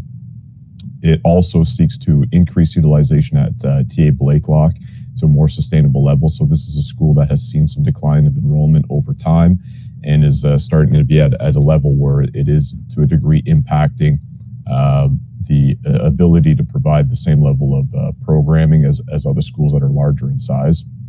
The plan also provides enough room, even with the growth, for TA Blakelock so that it can allow for future facility improvements at the school, something that we're exploring, and that we're giving ourselves a little bit of a buffer so that, you know, if there are any classrooms that are being used or are not able to be used, we still have the ability to do the work we need to do at that facility.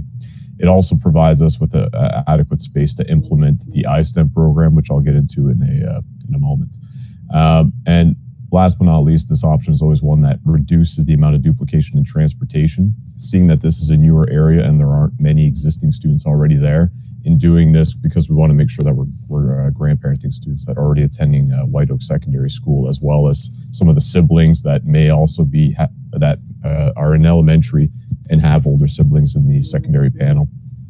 In having it in the newer development areas, there's less of an impact on that, on transportation as well. In terms of the redirection, it's going to be done over 2 phases. So there's a phase that will be taking place effective September next year, and there's the other phases are all the years subsequent to that. So for next year, seeing that we're a little bit late in the process, and we want to give enough forward notice to students that are in the elementary panel to date, we're only going to be targeting new students that are moving into the area or coming from other boards, or aren't attending one of our HDSB schools at the elementary panel or secondary panel effective the end of this school year, so June 2022.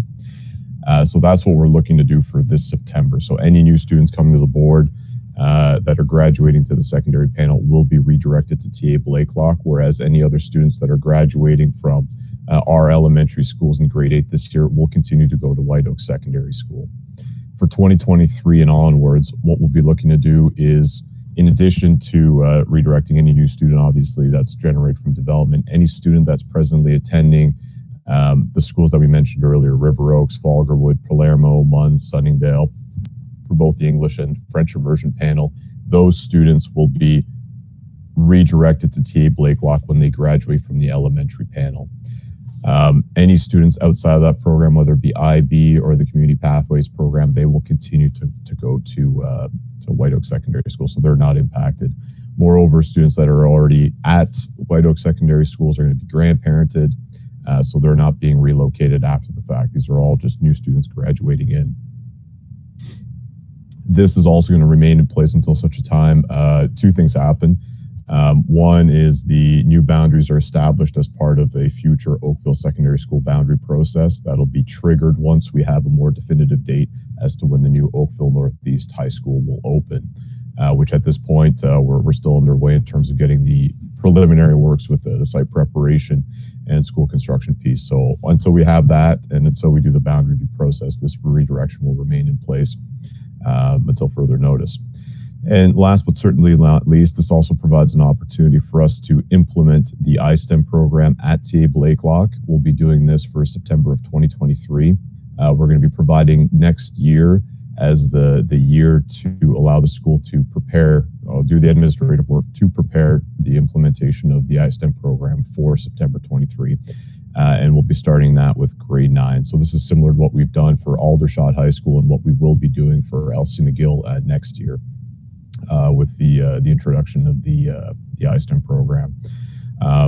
So the redirection achieves, in summary, a few things. It offsets pressures that are currently at White Oak Secondary School. It improves the utilization at TA Blakelock to address declining enrollment as well as some programming concerns that we've had. It seeks to also introduce the iSTEM program at TA Blakelock, which will act as both a draw as well as something to improve our retention rates for students that may not want to go from North Oakville to TA Blakelock. And with that, I'm happy to take any questions with regards to the redirection. And I have Superintendent Etoff and Superintendent Blackwell here as well to assist me with any kind of programming related questions. Okay, thank you very much for your report, General Manager Thibault. Trustee Amos is on the speakers list. Go right ahead. Thank you very much. And thank you very much for bringing this report forward. You're right. White Oaks is bursting at the seams, and we had to do something. And I'm in totally support this action. It also keeps the families together because they will all be bused, all the new families that will be moving into the new school together because they'll all be bused together. So that's a good thing. I do have one question though to the director, and he can designate who might answer this. My concern are the families who currently have students at White Oaks who have siblings who will be coming up. And I believe those students should be grandfathered to go to White Oaks as well, because I don't want families split up. And I've heard from my community that's one of their concerns. So I didn't see it in the report, and maybe I missed it, and I apologize if I did. But I wondered if that was something that had been looked at, and if that can be done. Thank you. Thanks, Trustee Amos. Through the chair, I'm going to ask General Manager Thibault to respond, and the others can chime in as well. So through you, Chair Gerbens, to Trustee Amos. So typically what we do with these redirections is that if there is a sibling that is currently attending the high school, then we would allow attendance for the student coming in from the elementary panel. So as an example, if a student that's in grade, assuming that next year we'd implement this in grade 8 this year, they're graduating and they have an older sibling in grade 10, insofar that their older sibling remains at White Oak Secondary School for that following year, going into grade 11, and the younger sibling into grade 9, then yes, we would give them access so that they're both going to the same school.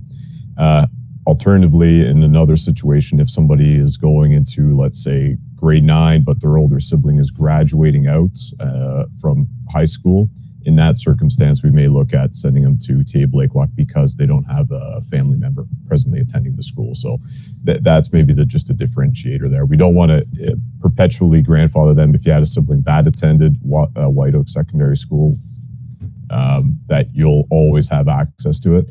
It'll just be if you have an existing sibling there. I hope that clarifies. That helps clarify. Thank you very much. That was the question. If the sibling was currently at the school, if they would be grandfathered to be able to go to the school as well. Thank you. The next speaker on the list is Vice Chair Harrison. Go right ahead. Thank you. Through you, Madam Chair. Well, this is great news for Lake Log, and thank you very much for the infusion of new students and of new program opportunities. I'm very much looking forward to the report in January that further fleshes out the comment in the 5th paragraph about the facility improvements.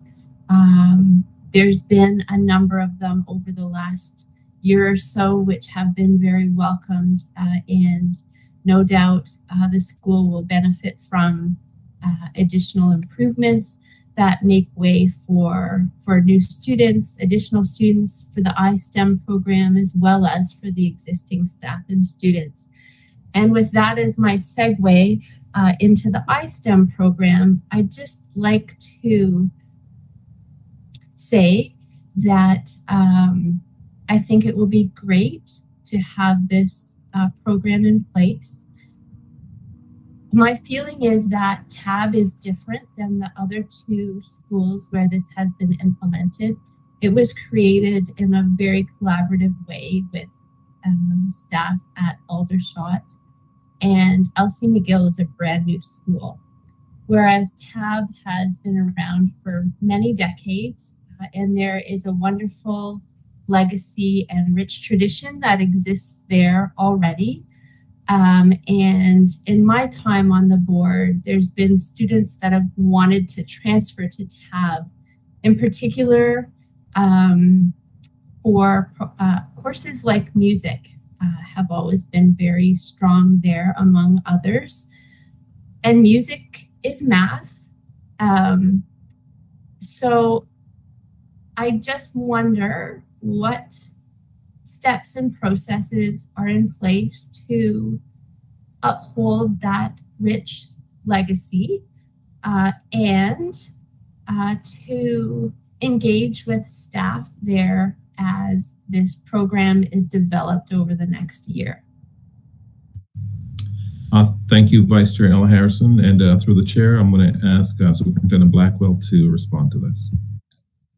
Thank you. And through the chair to Vice Chair Ella Harrison, it's a great question. And it's one that, if you'll recall, we had going back to the development of iSTEM at Aldershot. And one of the things that that really came out of the development of the program was some of the learning. We involved all staff, right? So when we talk about design thinking and talking about ways of learning, all of the staff, regardless of whether or not they were teaching the iSTEM subjects, had the opportunity to benefit from some of that learning and some of the professional learning that has come from there. We've been involved with post-secondary partners, specifically last couple of years as well, and working with our own research department in terms of what's called a developmental evaluation, and really looking at, you know, what are the things that we're going to build on and the successes and revisit the program. You're very much aware of the roadmap that's been created for year 1, 2, and 3, 4 that have now been put out there. And those roadmaps provide a structure that we're building the program on. And we are offering the program, we offer it to families so that they can choose the location and get the same program. That being said, with the same piece, it's the structure of learning the credit courses that are involved with iSTEM. As you know, the ministry's got a huge push on STEM subjects right now. It's the partnership pieces that are unique to the schools. So Aldershot, for example, has strong relationships with McMaster and Mohawk. LC McGill is looking in a different direction for those post-secondary partners, and TA Blakelock will do the same. Probably, we haven't even talked about it. I mean, this is new for them as well, coming out of this report. So we know that University of Toronto, you know, we're looking at areas towards maybe Sheridan. There are post-secondary partners. And it's not just about the academic subjects. It could be opportunities, as you said, there are community connections in terms of music that can be drawn upon in terms of in the development of the program. So for awareness, and I know that our secondary students on this, on the meet here tonight, know that in grade 9, every student has to take an arts section. So they will have the choice to take music. We know that the music program is very strong at TA Blakelock. They're excited to be, I was actually at the school last week. They're really excited to continue to build that program. And it's an added bonus for not only the students in iSTEM, but also the students that are involved in this redirection, because it is a great opportunity to showcase the school iSTEM and all the arts that TA Blakelock has to offer.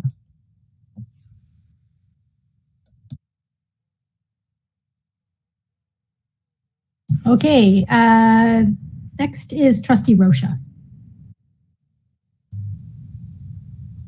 Sorry, I'm just sorry to interrupt. Superintendent Blackwell, are you still speaking? No, did I just drop the conversation? Did I answer your question, Trustee L. Harrison?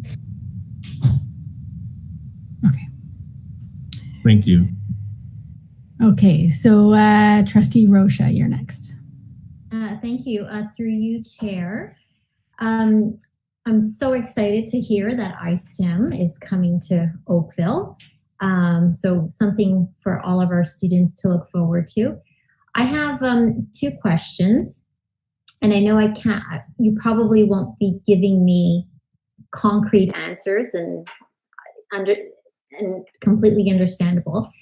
The first question is, do we have a time frame as to when we hope to open the new high school north of Dundas? And then the second question is, how soon will we be notifying the developers north of Dundas, that there's been a change. Because up until now, all the interested buyers have been told that they would be going to White Oaks, and now there's going to be a change in plan. So how quickly will we be relaying that information to them? Thank you, Trustee Rocha. I'm going to ask Executive Officer Godet to start this response. Thank you, Director Ennis. Through the chair to trustees. As you'll note in our quarterly capital update, there is no targeted opening yet for Northeast Oakville High School. We are optimistic that the land acquisition is proceeding well. We are funded, but there's certainly a lot of hurdles yet still to jump through. So at this point, I would be hesitant to commit to any date, and that is part of the reason that there is no date committed in our quarterly capital update.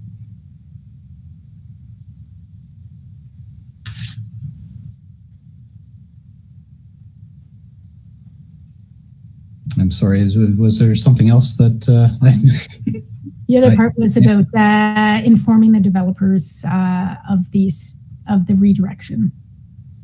Oh, and maybe I'll turn it over to General Manager Thibault for that. So through your chair, Gerbens, to Trustee Rocha. With regards to that, we'll take a very similar approach to what we did for the TBD area when we did that boundary review. At that point, we had notified them via email and directed them to our website. This time around, we'll give them more of a board letterhead directed to it so they can start informing their communities.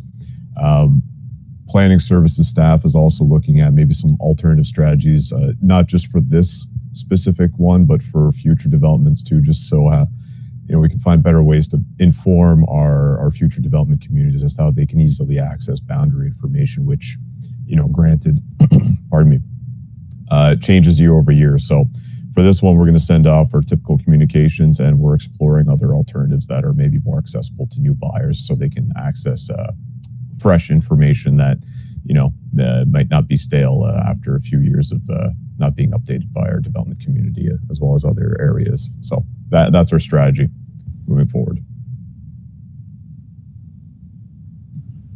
Okay, thank you. The next first-time speaker is Trustee Reynolds.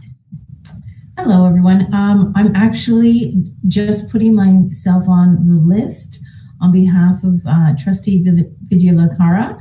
She was having some technical difficulties, so I'll hand it over to her. Go right ahead, Trustee Vigilara. Through the chair, sorry, I don't know why, but I never have access to this spreadsheet. This might just be a point of clarification. I kind of have two questions through the chair to Director Ennis. Firstly, I just want to clarify that a redirection is different from the boundary changing. So the boundary hasn't actually changed yet, or is it changing? Thank you for the question, General Manager Thibault. Through you, Chair Gerbens, to Trustee Vigilara. With regards to this, what's different is the boundary in itself, it remains the same. It's still White Oaks, but given the enrollment pressures, we're doing a redirection to redefine an area and redirect it to an alternative location until the new boundary can be developed as part of the process. So it's different in that regard. That being said, further along in the process, once we do have a more definitive date on the opening of the school, at that point we want to undertake a full boundary review, and I anticipate it'll probably be for all secondary schools in Oakville, and go through that process to redefine all the boundaries formally and finally. So that'll be the official boundaries moving forward. Okay, thank you for the answer, because I'm not sure that students necessarily, I wasn't fully aware of the difference either between a redirection and the boundary just changing. I did have a second question. Is that okay if I ask that? Go ahead. Thank you. Just wanted to also confirm that, so for special programs, so for example, a SHISM that's offered at White Oaks, students have the option of attending that school, even if typically they would be redirected to TA Blake Block. for example. Schism or IB or anything. Like,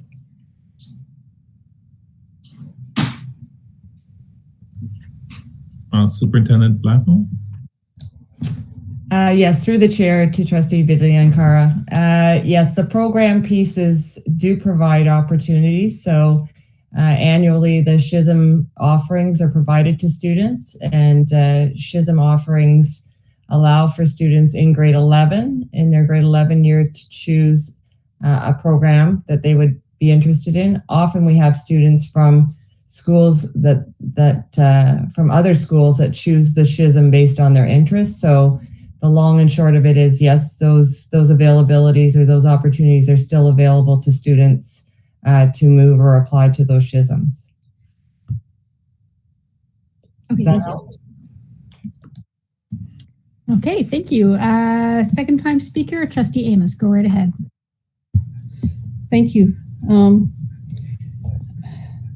We're in a situation not of our own making. Originally, this high school was supposed to be, the high school for Northeast Oak Hill was supposed to be built for 2022 or earlier if we had gotten the funding, which we never did.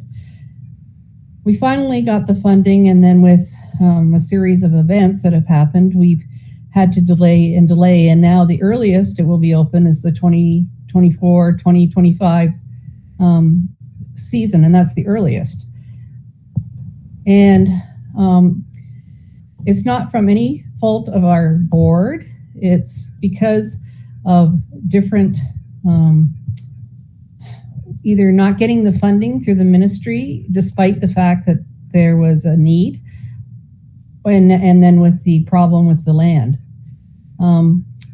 The high school is the thing that I hear the most from about my community, and the thing they're most interested in about when is it going to open, because they recognize that there's a problem, and they understood and they could see that White Oaks was becoming overpopulated. While this is a good temporary measure, it's definitely not the permanent one, and I think that needs to be made clear, because they want to help us do whatever they can to get this high school built as fast as we can. And I have told them that we're working with all the agencies that we can. But I do think that we need to try and give the community some information about our progress. And I know that, thank you very much, you gave me an update at the last meeting, but they're a little frustrated, and I don't blame them, but it's not through any fault of our own, but it's just the circumstances that we find ourselves in. But I just really wanted to put this out there that the community, I'm not sure they're really aware that this is going to be happening, so I know that they're going to be frustrated. So I really want to make sure that we are sharing the information that we have about this whole situation as well, because that we understand that we're trying to get the new high school for them, but because White Oaks is going to be overpopulated, that is part of the process, that we want to make sure every student has the best education possible, and with the overpopulation, that wouldn't happen. So we have to make sure that this community is going to be feel well served and understand what the process is going to happen. And I believe that having iSTEM there as part of that process will be a good part of the solution, because it will give those students another opportunity for programs as well. And that they are aware that they are still can apply for IB or Schisms at the schools in their own area. So I just wanted to bring this up because I know they're going to be frustrated, and I want to make sure that we are doing the communication that we can to make sure that we answer all the questions, and that we're not getting a bit of backlash because of the frustration that they are feeling. Thank you. Chair Grants, through you and to Trustee Amos, I'd like Superintendent Etoff to begin a response. Yes, through the chair to Trustee Amos, thank you very much for the comment. I can certainly verify what you're hearing from the community. I hear it as well. I'm certainly willing to take that offline and with General Manager Thibault and Superintendent Gadet in order to look at our communication strategies and possibly create some ongoing updates that can be provided to schools to insert into their weekly blogs or various different communication channels in order to get it out into their communities so that they have some updates as we move through this process, given that it could be a lengthy one. Thank you. I appreciate that. And just to be clear, sometimes it's not. We have to make sure that they understand it's the North Oakville students who are attending schools such as River Oaks and Fulgerwood. It's not the students who are living in the catch communities of River Oaks or Fulgerwood, because those are different students. See staff nodding in agreement through the chair. Thank you. Okay, Trustee Oliver, you're next on the speakers list. Thank you. Through you, Madam Chair, I have a question for clarification for General Manager Thibault. Specifically around, I guess for the sake of the Palermo school community, if you could clarify, because there's some unique circumstances there with respect to students who are from the catchment area being directed to Garth Webb, and then we have students from Northeast Oakville currently attending Palermo. So if you could just clarify who the redirection pertains to specifically. Thank you.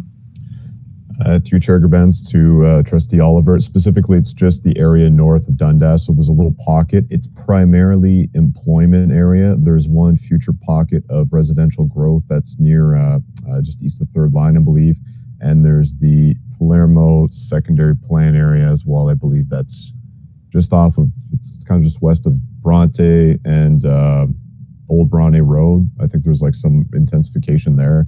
Those are the only areas that we're identifying there. So as the whole of White Oak Secondary School has the entirety of the secondary panel, or sorry, has secondary students everywhere north of Dundas as for FI and English. So the only area we're affecting from Palermo is there, just to make sure that we align with that boundary.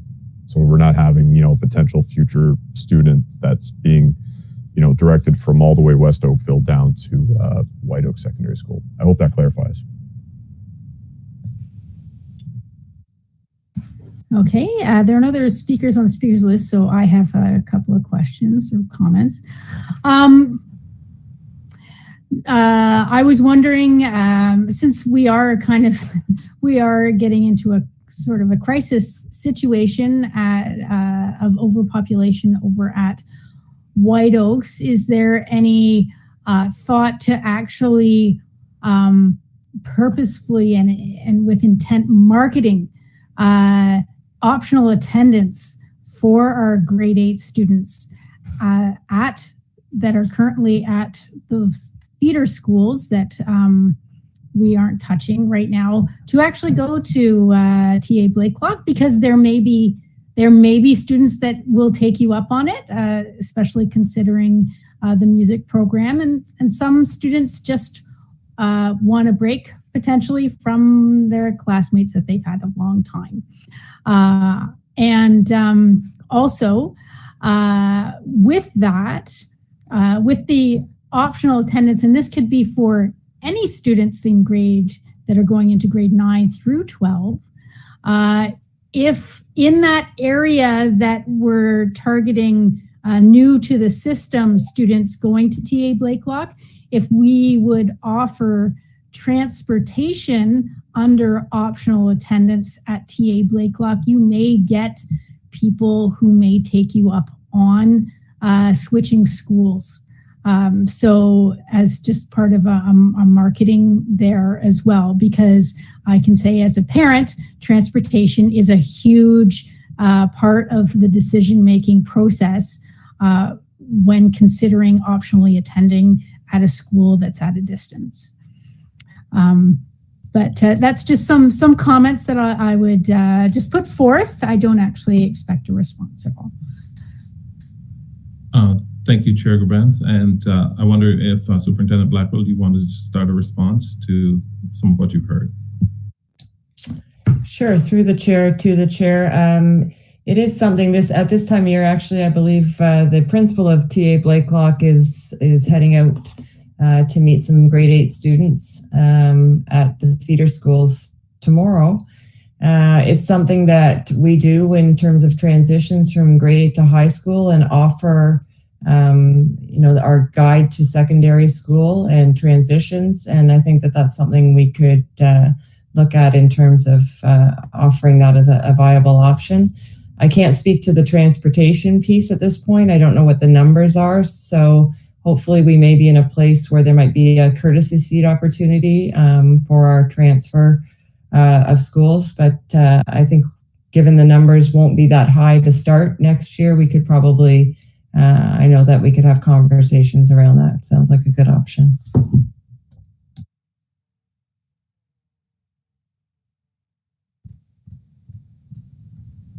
General Manager Thibault. Sorry, my hand disappeared there in the background for a second.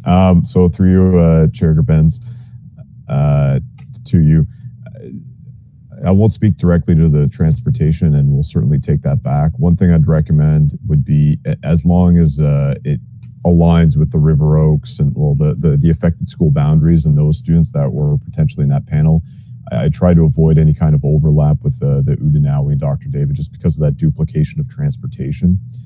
But yeah, something I'll take back and I'll review with my peers.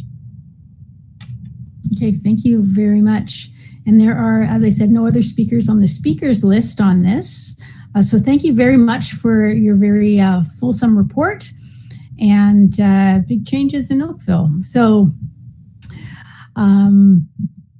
we are now moving on to notices of motion. So looking to my colleagues, if you have any notices of motion. Looking to the speakers list. Seeing none. Director Ennis, we're up to the director's report. Go right ahead. Thank you, Chair Gerbens, and through you to the rest of the trustees and to everyone listening. It's a pleasure that I would like to provide updates on a few items this afternoon or this evening. The first is the vaccination compliance. And before Superintendent Taha begins, I would just like to say that I am extremely excited about the uptake and the response of our staff to the vaccination compliance, and just the uptake on this front has been tremendous boost for our staff and our students in Halton. We have seen just minimal amount of cases and outbreaks in our schools, and I'm grateful for that. So I'm going to ask Superintendent Taha to give us some specifics. Good evening. Thank you, Director Ennis. Through you, Chair Gerbens, to the rest of the trustees and the viewers this evening. A quick update with respect to the vaccination compliance. The numbers I share with you are as of midday today, so they are slightly different than the numbers posted on our board website, which were posted on November 5th. So the policy as of midday today applies to 9,930 employees. As of today, 8,940 employees have affirmed that they are fully vaccinated, which is 90%. This is the highest percentage that we've had since we have begun this process. Again, it's 90% of our employees affirmed that they are fully vaccinated, and that includes permanent employees and occasional employees. With respect to our percentages from those who actually have completed the attestation, so employees or trustees that have attested whether they are vaccinated or not, we have 96% of staff who completed the attestation, affirming that they are vaccinated, and that is also the highest number we've had to date. In terms of our permanent staff, 95.4% of permanent staff affirm that they are fully vaccinated, and the remaining numbers that I can share with you are total numbers reflecting permanent and occasional staff, and that is 613 employees remain without an attestation. They are considered unvaccinated, and 360 employees affirm that they are vaccinated. So as Director Ennis pointed out, it's been positive news throughout, and we're moving the needle in the right direction one day at a time. The other thing that I'd like to share with you is that yesterday we have completed the delivery of kits. Another batch of kits have been delivered to employees who are participating in the rapid testing. As I pointed at the last board meeting, the testing requirements now are 3 times a week, effective November 10th. And the shipments that we have delivered to our employees should last 8 weeks, as each kit contains 25 tests. And we will continue to monitor compliance throughout this process. As I also reported to the board at the last meeting, and the number hasn't changed.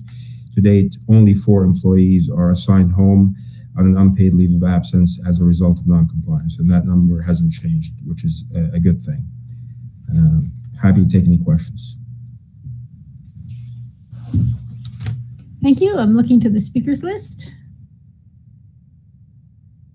Seeing none. Thank you very much for that update. Oh, sorry, Trustee Shuttleworth. Go right ahead. Sorry, I'm not fast enough. I'm really sorry. So, through you, Chair, to the Director, I do have the number of tests that we're sending home. Do we know how many tests are being sent out? Like how many batches of tests are being sent out to staff? Like you talked about, I was a little bit confused with the numbers. 613 no attestation, 316 unvaccinated, I think. So does that mean that there are 929 test kits being sent out to staff? Through you, Director. Thank you, Trustee Shuttleworth. Through the chair, we're going to ask Superintendent Taha to respond. Thank you, Director Ennis. Through you, Chair Gerbens, to Trustee Shuttleworth. Our first delivery was almost 1,800 kits that we delivered. Our first batch of kits that we delivered, which was, I believe, in early October. Yesterday, our deliveries were slightly under 500. So that's a great improvement. That also reflects the fact that there are employees, occasional employees primarily, who have not participated in the rapid testing program, and therefore they are not allowed to accept jobs in our system, occasional jobs. So that explains the variance between the total number of employees who are unvaccinated versus those who are actually receiving kits because they are actually in the rapid testing compliance program. Okay, so follow up.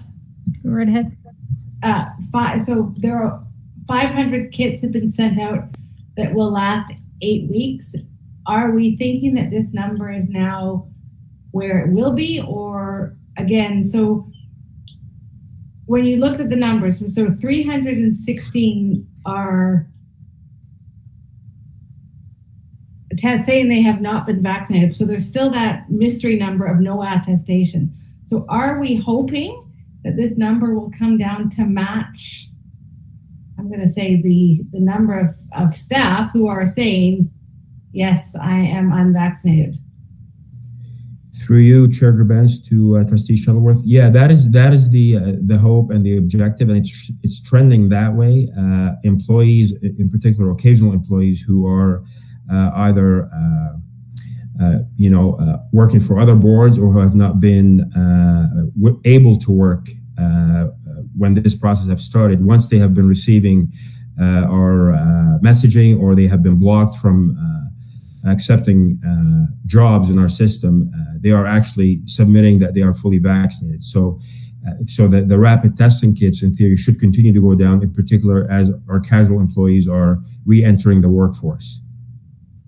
Awesome. Thank you very much for those answers. Okay, Trustee Gray. Yes, thank you very much. Through the chair to Director Ennis, do we have any estimation of the cost of the delivery of the kits to the individual homes of those who are in the rapid testing compliance program? Thank you, Trustee Gray. Through the chair, I'm going to ask Superintendent Taha and Superintendent Nagoya to respond. Thank you, Director Ennis. Through you, Chair Gerbens, to Trustee Gray. The first round of deliveries, we've used one provider, and the average cost for delivering these kits was roughly $22 in around there, and Superintendent Nagoy can correct me if I'm off. This round, we've learned that certain addresses, in particular apartment buildings, are difficult to deliver to. So employees who live in apartment buildings where you need access to these buildings, or you may require to leave a note to the employee to pick up the kit from, say, a Purelator location. We've used two delivery providers. For those who live in homes, it's the same delivery provider. For those who live in apartment buildings, it's a Purelator method. I don't know the exact cost for Purelator. Perhaps Superintendent Nagoy can help me out with that. But the deliveries for the regular, most of the deliveries, the average cost is roughly $22 for delivery.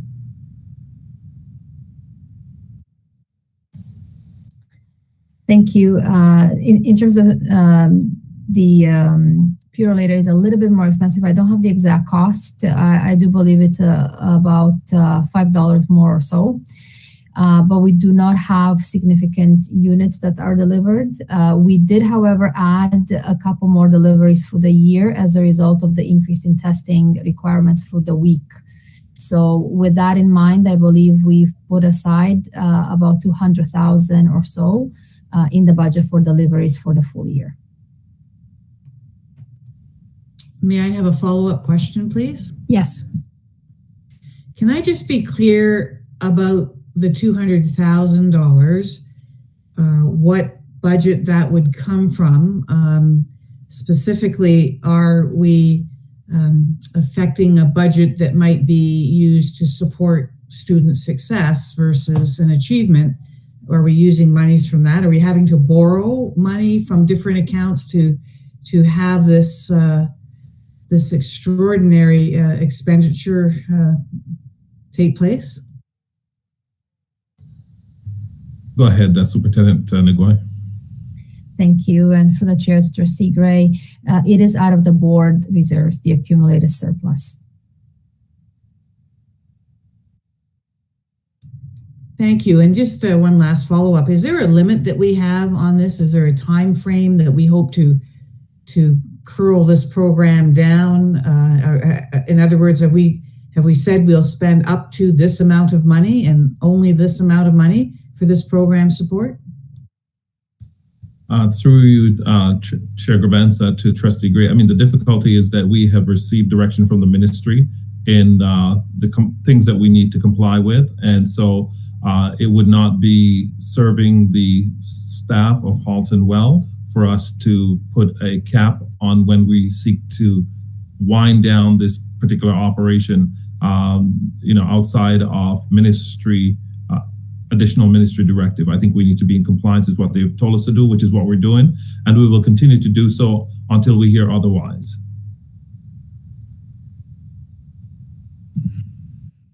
Okay, well, there are no other speakers on the speakers list, so I have a question. Oh, no, Trustee Shuttleworth has popped on again. Go right ahead. Sorry, it's those delays. Thank you, through you, Chair, to the Director. So so coming back to your comment just there and Trustee Gray's question. So I'm just wanting to be clear because I think I seem to recall from the past that we are going above and beyond. So I think that, as you have said in the past, what we are doing is seen as a goodwill gesture in delivering the kits. We need to provide the kits, but the cost of the $200,000 a year to deliver the kits is something we have decided to do either on an equity basis or fairness basis. I'm just wanting to be clear on that cost. Superintendent Taha, go ahead. So, thank you, Director Ennis. Through you, Chair Grabenza, Trustee Shuttleworth. The approach that we've adopted in terms of delivering the kits was really rooted in the objective of preserving the privacy and anonymity of this process of the medical information of employees. And it was also rooted in the fact that we needed to build trust and buy-in from our employees. Make no mistake that there is a cost associated with that, and we may have to reconsider this approach, given the limited funds that we may have available. And hopefully the numbers will dwindle to a point where we can manage it without having to rely on a courier company. So that's something that we will continue to monitor. But again, I do believe that it's an investment that's good intentioned and will pay dividends, especially in the event of a breach of privacy. All right, thank you. And just a quick follow-up, are other boards having the same practice? So let me respond, Superintendent Taha. Trustee Shuttleworth, one of the things we heard from our union partners is that they very much appreciate the approach that the Halton District School Board has taken. They believe that we have taken the lead in this front. Many other boards are not doing this, but the union partners in Halton are extremely appreciative of this. And as Superintendent Taha said, we believe that this approach to protect the privacy and confidentiality of medical information will yield dividends in many ways. Right, yeah, thank you. I just wanted to just recognize that we as a board are going those extra steps, and I think that needs to be recognized and appreciated. So thank you very much for your answers. And as there's no other speakers on the speakers list, I have a question, and that is about the number of people we are sending these tests to is going down. Hooray. Love to hear that. That's fantastic. So when people have gone over the line from being not fully vaccinated to vaccinated, are these rapid tests returned to us? Because, boy, I could see a black market out there. It's $40 to get a test out there. And, of course, families can't get their hands on them. So what is our protocol? Are we getting them back and redeploying them? Thank you for the question, Chair Gerbrands. I'm going to ask Superintendent Taha to speak to that. Thank you, Director Ennis, through you, Chair Gerbrands, to you, Chair Gerbrands. Yes, that has been our approach and direction to our employees, that if these kits have arrived in error or these kits are no longer required, that you return them. I don't have the exact number of kits that have been returned to us, and there has been many kits that have been returned to us, but that's something I can certainly follow up on. But yes, these kits are come at a cost to the board and to the taxpayer, so returning them to where they need to be used is something that we are focused on. Thank you very much. Okay, there are no other speakers to this topic. You can go to your next topic, Director Ennis. Thank you, Chair Gerbrands. At this time, I'm going to move to Excellence in Education Administration Fund. I'm going to ask the Superintendent Nagoy to speak to this. Thank you, Director Ennis, and through the chair to all trustees. You will recall that a couple of years ago, the government has introduced some funding for a review of operational efficiencies for public sector. And at the time, there was also a reform in education funding for our board that meant significant cuts in our grant and significant reductions in staffing and expenses. As a result, we did not take the opportunity to look at additional efficiencies as we had reduced $25 million and almost 200 resources in a growth board at the time. The now repackaged funding is called Excellence in Education Administration Fund and is available to all boards yet again to consider for a submission for a consulting project to identify an area of efficiency within operations. At this point in time, we are proposing to send in a submission, which is due by the end of this month, and it's with relation to looking at automating or reviewing the process for controls around staffing complement. Our budget, about 80% of our budget is salary and benefits, and looking for automating this process will not only result in reduce workload for our staff, but also potentially identify savings throughout the year. This project is going to be conducted by the HR department, and I'd like to pass it on to Superintendent Taha for some additional comments. Thank you, Superintendent Legoy, through you, Chair Gerbens, to the rest of the trustees. As Superintendent Legoy pointed out, we in Human Resources are responsible for staffing our schools, our departments, in accordance to the budgeted allocation that's set out by the GSNs and Business Services and the board that passes that budget.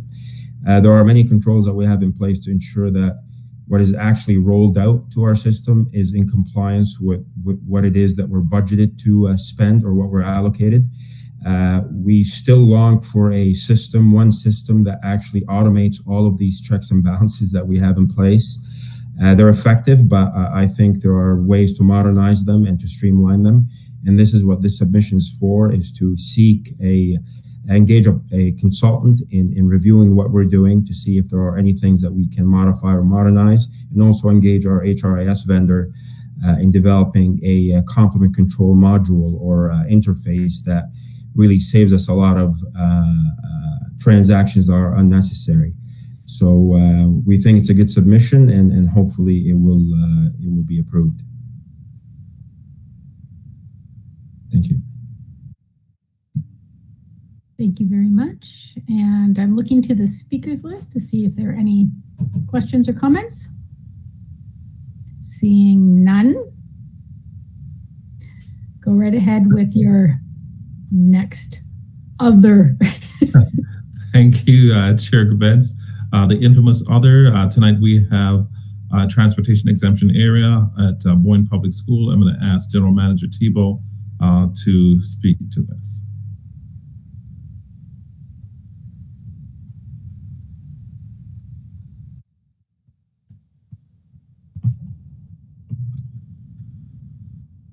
Through you, Chair Gerbens, to the trustees. So just a little bit of an update here. We've identified a new transportation exemption area that we are implementing. Specifically, it's for the Boyne Public School in Milton, just south of Louis Saint Laurent. Right now, the Boyne Public School currently resides along Louis Saint Laurent, which is an arterial road going east to west, and part of its boundary actually extends beyond that to the north. So what we're looking to do here is implement transportation for students that reside north of Louis Saint Laurent, even though they're within that 1.6 kilometer walk distance. One of the major the reasons why we're looking to implement this is that Louis Saint Laurent is and continues to be a major arterial that's taking on the vast majority of east-west traffic in South Milton area. So over time, as development continues, and has continued, there's been quite a bit more traffic flowing through this corridor. So having elementary age students cross that road has been an increasing safety concern to us. Further to that, we've petitioned the town of Milton to provide a crossing guard at this location and have not been successful. There's been an increasing move in terms of looking towards, signalization technology, not necessarily a person providing that crossing safety, which in this circumstance, again, we don't find it to be sufficient enough for these elementary age students. And last but not least, in terms of the other schools that have a boundary that extends beyond this specific area, being A&J MacArthur as well as Viola Desmond, the application of that policy area right now has students that are within the 1.6 kilometer walk distance that either reside north or south of Louis Saint Laurent, whether you're looking at Viola Desmond or A&J MacArthur, that are transported and are not having to walk across Louis Saint Laurent. So in terms of just adhering to our HSTS policies with regards to arterial road and elementary age students, as well as being in conformity with our other walk boundaries and exemption areas for the other two schools, we're looking to add this as an exemption area. In terms of the number of students that be impacted, a total of 254 students are anticipated to now be transported. albeit this seems like a very high number. Because the proximity to the school is so close, we don't see it being a huge additional cost. It'll be more of a shuttle run almost, so we'll be able to fit it in with our existing transportation routes. Right now, it's estimated that the cost can range between $2,800 to $9,500 annually. So that'll be further confirmed once we go through more route planning and what have you, and maybe further efficiencies can be found if we look at some minor bell time changes. But at this time, those aren't being considered, as we're looking for an implementation in January of 2022 to get this started. And then again, we'll review if there's any further efficiencies we can do for the next school year. So anything further to that, I'm happy to take any questions from the Board of Trustees on this matter. I'm wondering if Superintendent Newton would like to add any contextual pieces to that. Thank you for that, General Manager Thibault. Thank you, Director Ennis, through the chair. I really commend the transportation work and the planning work that General Manager Thibault has produced tonight. This has been an ongoing issue, and part of it is, as Manager Thibault has said, that the overpopulation of Boyne and trying to deal with Viola and AGM and their populations, this is the best solution that we can come up with for the short term, and then hopefully when we get Milton 11 opened in September, that this will relieve some of the pressures of students having to cross Louis St. Laurent. So thank you very much. And we're happy to take any questions. Okay, thank you. Looking towards the speakers list. Seeing no speakers at this time, thank you very much for that report. Do you have any other topics, Director Ennis? Thank you, Chair Grabans. That concludes my report for this board meeting. Okay, thank you very much. Okay, we are now up to communications from the chair, and just to let people know that looking at our student vaccination rate in Halton is 92% fully vaccinated. I checked that today. And I want to give a shout out to Milton that is at 97% fully vaccinated for their 12 to 17-year-olds. That is just absolutely incredible to me. Yes, a big, huge applause. Great work. And just to let you know that I've received a notice from headlines from the Toronto Star saying that Health Canada will approve the Pfizer vaccine for 5 to 11-year-olds. They're saying this Friday. So that would be great news. In other news, the trustees have started our process for striking committee for next year. So that's determining what committees different trustees will be on. And just to let my colleagues know, the form for indicating committee preferences will be coming out in the next few days. And also a note for the broader community that the chair and vice chair elections will take place at the December 1st inaugural meeting. I have no other communications from the chair right now. So we're up to committee reports. Are there any committee reports? Looking to the speakers list. Seeing none. Trustee questions and comments. I'll be looking to the speakers list. Trustee Collard, go right ahead. Thank you. Through you to the director, I have two questions this evening and they're on different topics, so I'll go back on the list. I was hoping to have an update from the director regarding the masking policy and wondering if any consideration had been given to exemptions for staff who would like to go above and beyond a medical mask. Thank you. Thank you, Trustee Collard, and through the chair. We have been receiving some inquiries from staff regarding the usage of N95 masks. I know that both Superintendent Taha and Superintendent Blackwell have provided updates to us from public health and or ministry guidelines. I'm going to ask Superintendent Taha to speak to this, and then I can add some further comments. Thank you, Director Ennis. Through you, Chair Grabans, to Trustee Collard. As we've pointed out in the last board meeting and several board meetings, we continue to explore the viability and the possibility of having N95 masks, respirator masks, available to staff. We are considering these requests on a case-by-case basis.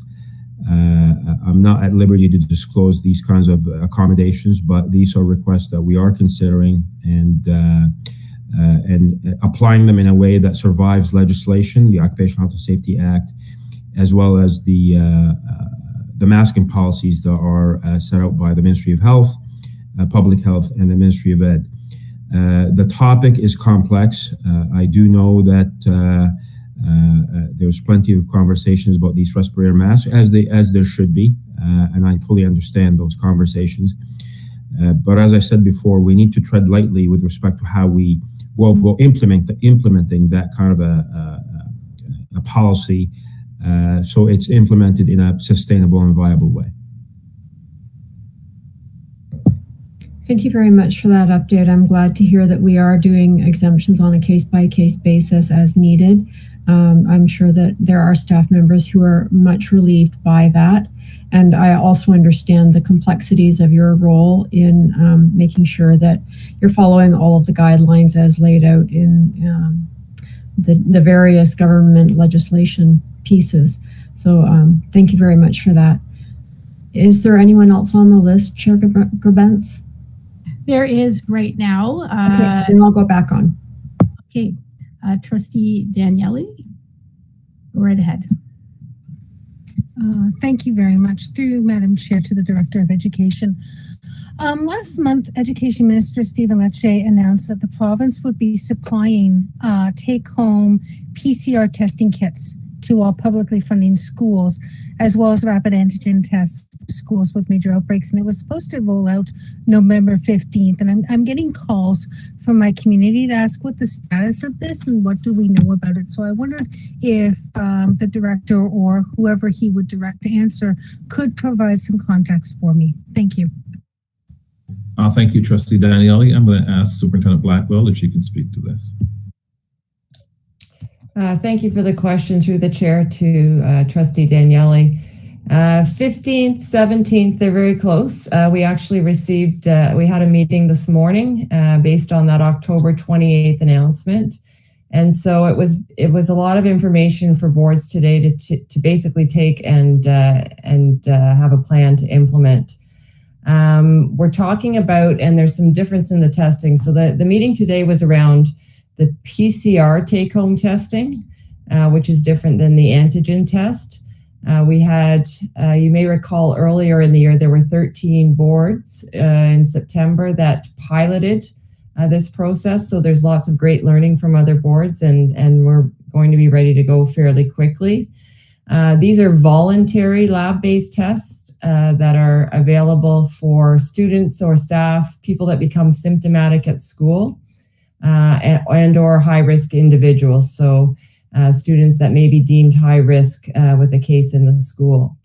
One of the pieces around these voluntary lab-based tests is that they are going to hopefully improve some of the accessibility for testing. We are fortunate in Halton region to have testing sites that are very accessible, and the turnaround time is very good. The accessibility piece is the ministry is in the process of uploading new information in terms of where the testing can be dropped off. So these kits, there is 10% of our student population. So we're going to receive in the next 2 or 3 weeks, we will receive the kits centrally. Those kits will then be distributed as we do with our personal protective equipment to our school sites. Each school site will receive about enough kits for 10% of their population. It is an oral nasal swab modality for a test. It's not the nasopharyngeal swab that is a little bit higher in the nose. So the ministry is working closely on providing some some videos that go along with the kits that are being provided so that families know how to use them. Once the test is opened, then families have 24 hours to have it returned to a lab or a pharmacy, and those sites are being identified by the province right now. So we're waiting for the whole communication piece that we'll be able to give to families. We should have kits delivered to us in the next 2 to 3 weeks. We'll be able to, with the information provided to us today, and our ability to plan and get things out to schools and make things happen, we'll be ready to go when we have the kits in hand. And again, these are the kits that would be for symptomatic individuals that are on site that may be leaving school, to provide families greater access to that. Again, families can choose to go to an assessment center if that's a preferred method, and they are completely voluntary. So we know that that's going to be important information to communicate to our families, and they will also look to translate that information in multiple languages, but right now they're working on French and English. So maybe next time we talk, it will be days within actually seeing those in schools. May I have a follow-up, please, Madam Chair? Absolutely. Yes. Is there any word on the rapid antigen kits that they had also announced at the same time? Any word on how those will roll out in terms of major outbreaks? So previously at another board meeting, and it's great to pull these items together. So through the chair to Trustee Danielle, the rapid antigen tests right now have been given to public health units. We have not met any of the conditions yet, fortunately, to distribute those out to our schools. We talked about areas where there's low vaccination rates. Clearly, Milton is not that area right now. We also look at where there would be outbreaks, where there's a large number of outbreaks and transmission not able to be connected, where they're having difficulty identifying. So schools that would be considered possibly for closure for a short period of time, and we haven't hit that threshold yet. So those kits right now are with public health and ready to go if we need them. Thank you very much. Okay, it's just after 10. We need a motion to extend. Vice Chair Harrison, would you like to make that motion? And how long do you think we should extend for? Oh, thanks for putting me on the spot with that. I would suggest we do need to go back into private session for a short while. And it looks like there are a couple of questions in the Q&A document. We do have a question from a member of the public. So having said all of that, I'm going to recommend 37 minutes. That's very specific. Okay, Trustee Shuttleworth, since I can see you on the screen, would you like to second that motion? I will. 37 minutes. Okay. Yes, sure. Good number. Is there any discussion looking to the speakers list? Seeing none, could you please cast your vote?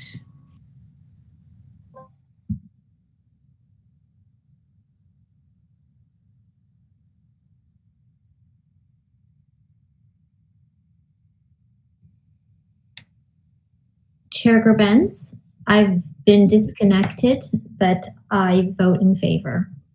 Thank you for letting me know. And Trustee Danielle, for some reason, it's left yours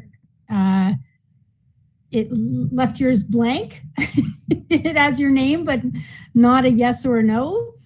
I have just voted again. If it was 37 minutes, I will say yes. Had it 38, it would have been a hard no from me. Okay. Well, it has passed. Thank you very much. I believe it's unanimous.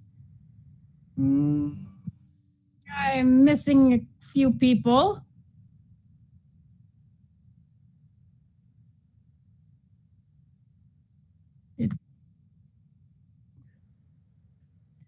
I believe it passes unanimously now. Thank you very much. So we still have a few people on the list here, and then have to deal with public questions. So Trustee Vigilara, go right ahead. I'm sorry, I don't think I have a question. Oh, you ended up. Okay, then. I'm sorry. Is my name on the list? I did not mean to add it. Oh, yeah, I definitely did not mean to add it. Okay, no problem. Trustee Collard, go right ahead. Maybe we only need 34 minutes. Okay, so my question is about transportation. In the past, we've experienced driver shortages and we worked really hard to regain drivers, but it's come to my attention that we are once again in a position of having driver shortages, and it's impacting some of the bus routes. As much as 1 hour late getting to school in the morning. And I've been getting a few emails from parents from one particular school, one particular bus route that is being continually impacted by this. And I'm wondering if we can implement the kind of measures that we undertook the last time to help advertise the need for bus drivers, to get the word out that bus drivers are needed, because this is impacting students' ability to get to school on time. And given that they've spent the last 18 to 20 months in a state of flux, having the regular knowledge of knowing they're going to get to school on time is kind of, well, not kind of, it's important. And so I wanted to ask about that. And I also wanted to know if we have anything in our contracts that would fine a company for being significantly late on a route. What are the financial repercussions, if any, when a route is that late?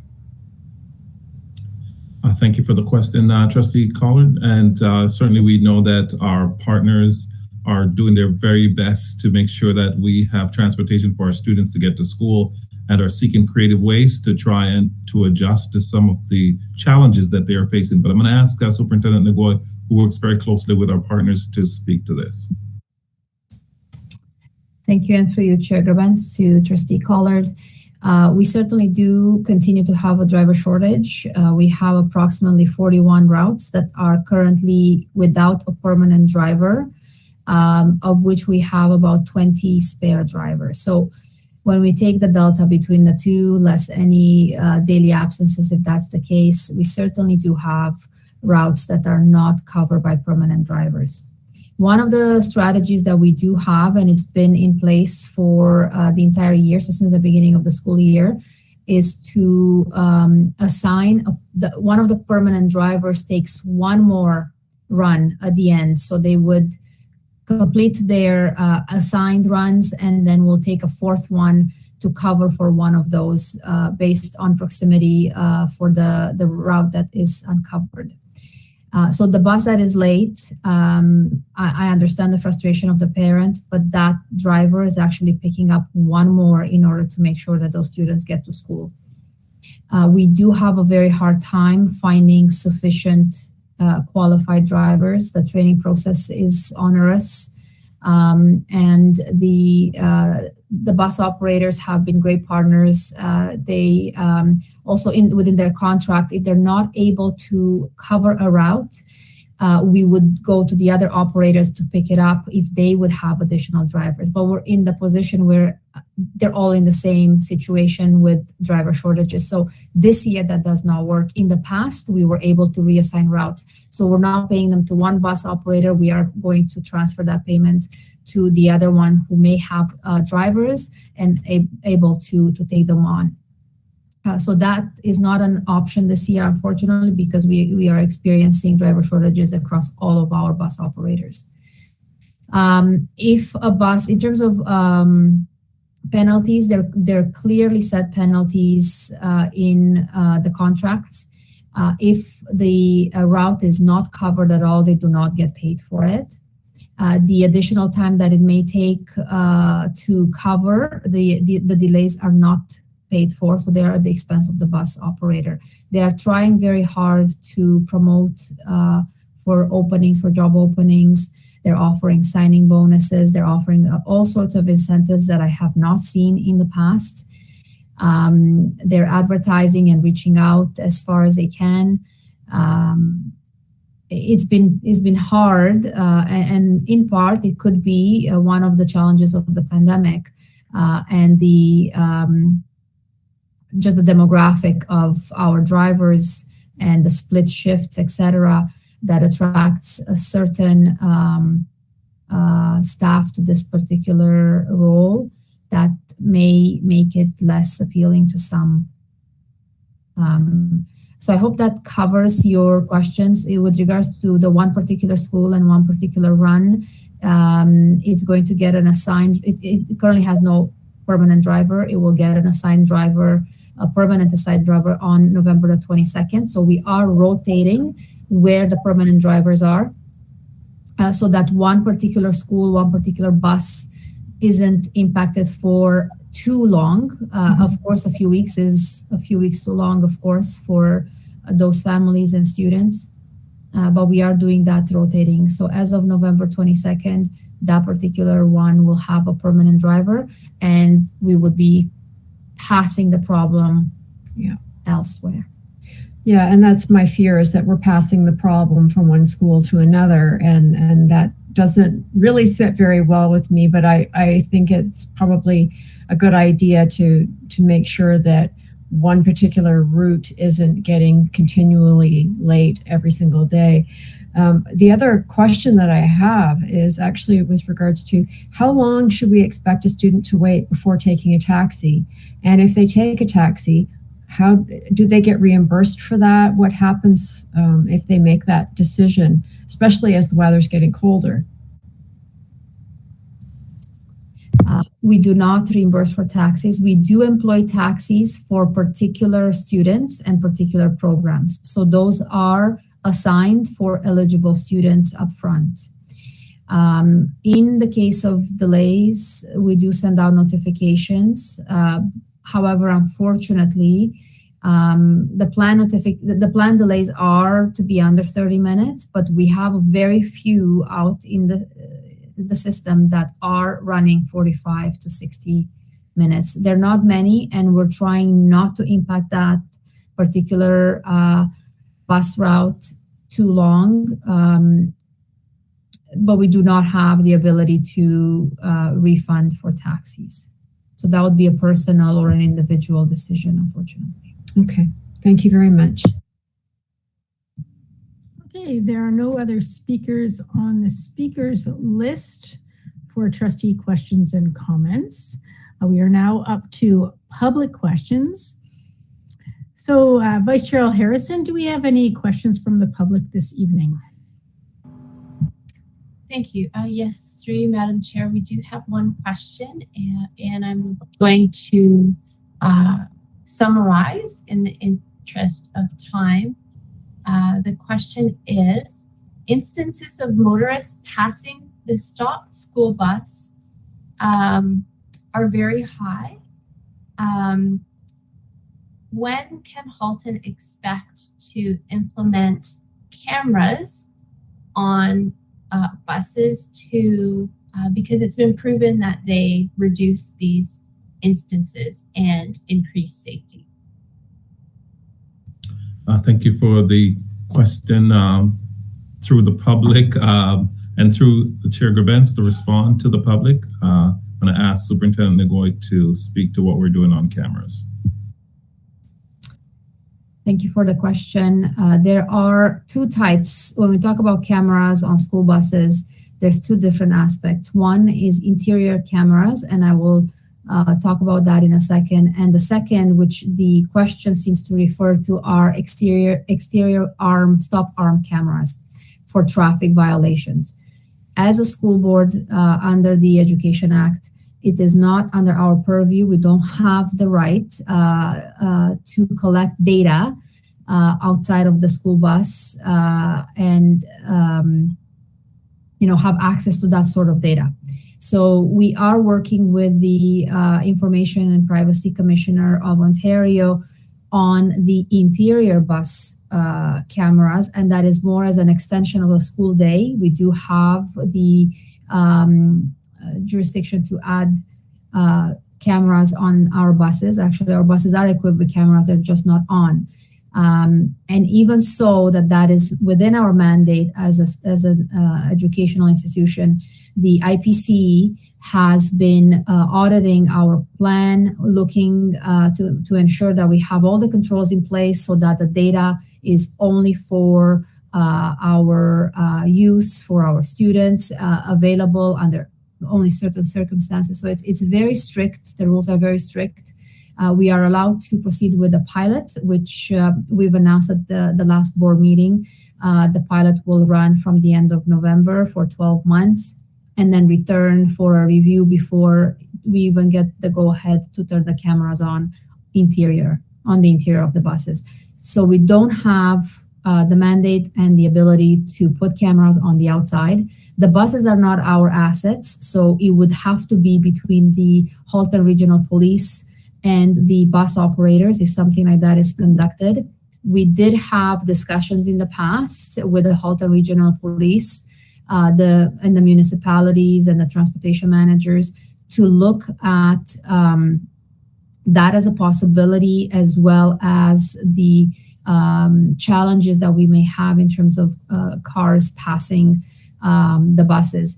During October, which is the month of bus safety awareness, we ask all of our bus drivers to mark when they're stopped, to mark how many instances they witness of cars passing by when their arm is open. What we've noticed is that usually those occurrences may be on rural roads. And in those instances, the stop sign is at the end of the driveway of the house of the student we're picking up. So that is the added measure, as opposed to in more in urban areas where students will cross the street to get to a bus stop. We continue to do that study for ourselves. However, we don't have the legislation or the authority to put cameras on the exterior of the buses.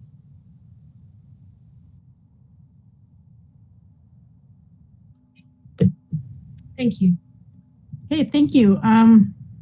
Trustee Danielle, you're on the speakers list. Would you like to say something? Thank you. Just briefly, this question came from a parent in my school community, and I'm the one who asked him to please put it on the question list because I did not hook. So if I'm understanding correctly, when I get that kind of call, the best advice I can give them is that we don't own the buses. We don't have the right to collect data from exterior stop-on cars. So through you, Director Ennis, to possibly Superintendent Goy, they would need to take that up with the regional police and the school bus operator, because it's a parent that's on Highway 25. He said he has 5 buses that stop outside, and then the traffic is just crazy. So it's a huge safety concern, but that is where they should be directed, to the bus operators and the police. Am I correct in that?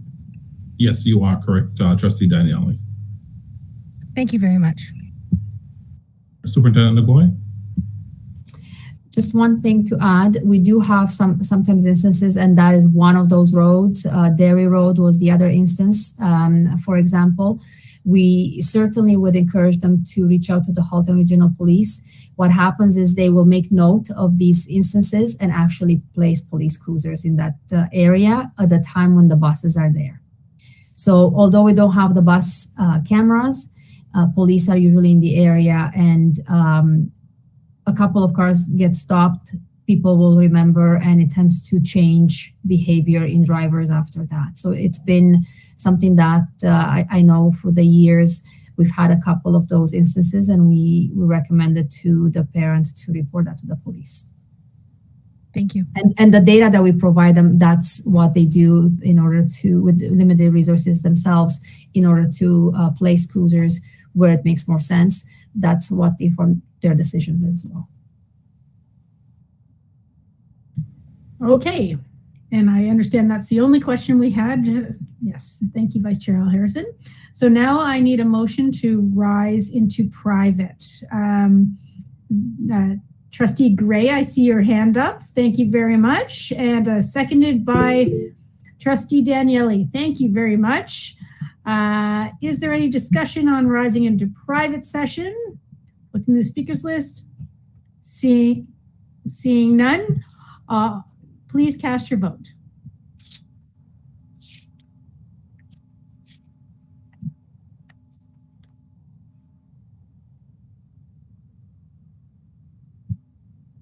Looking for one more response.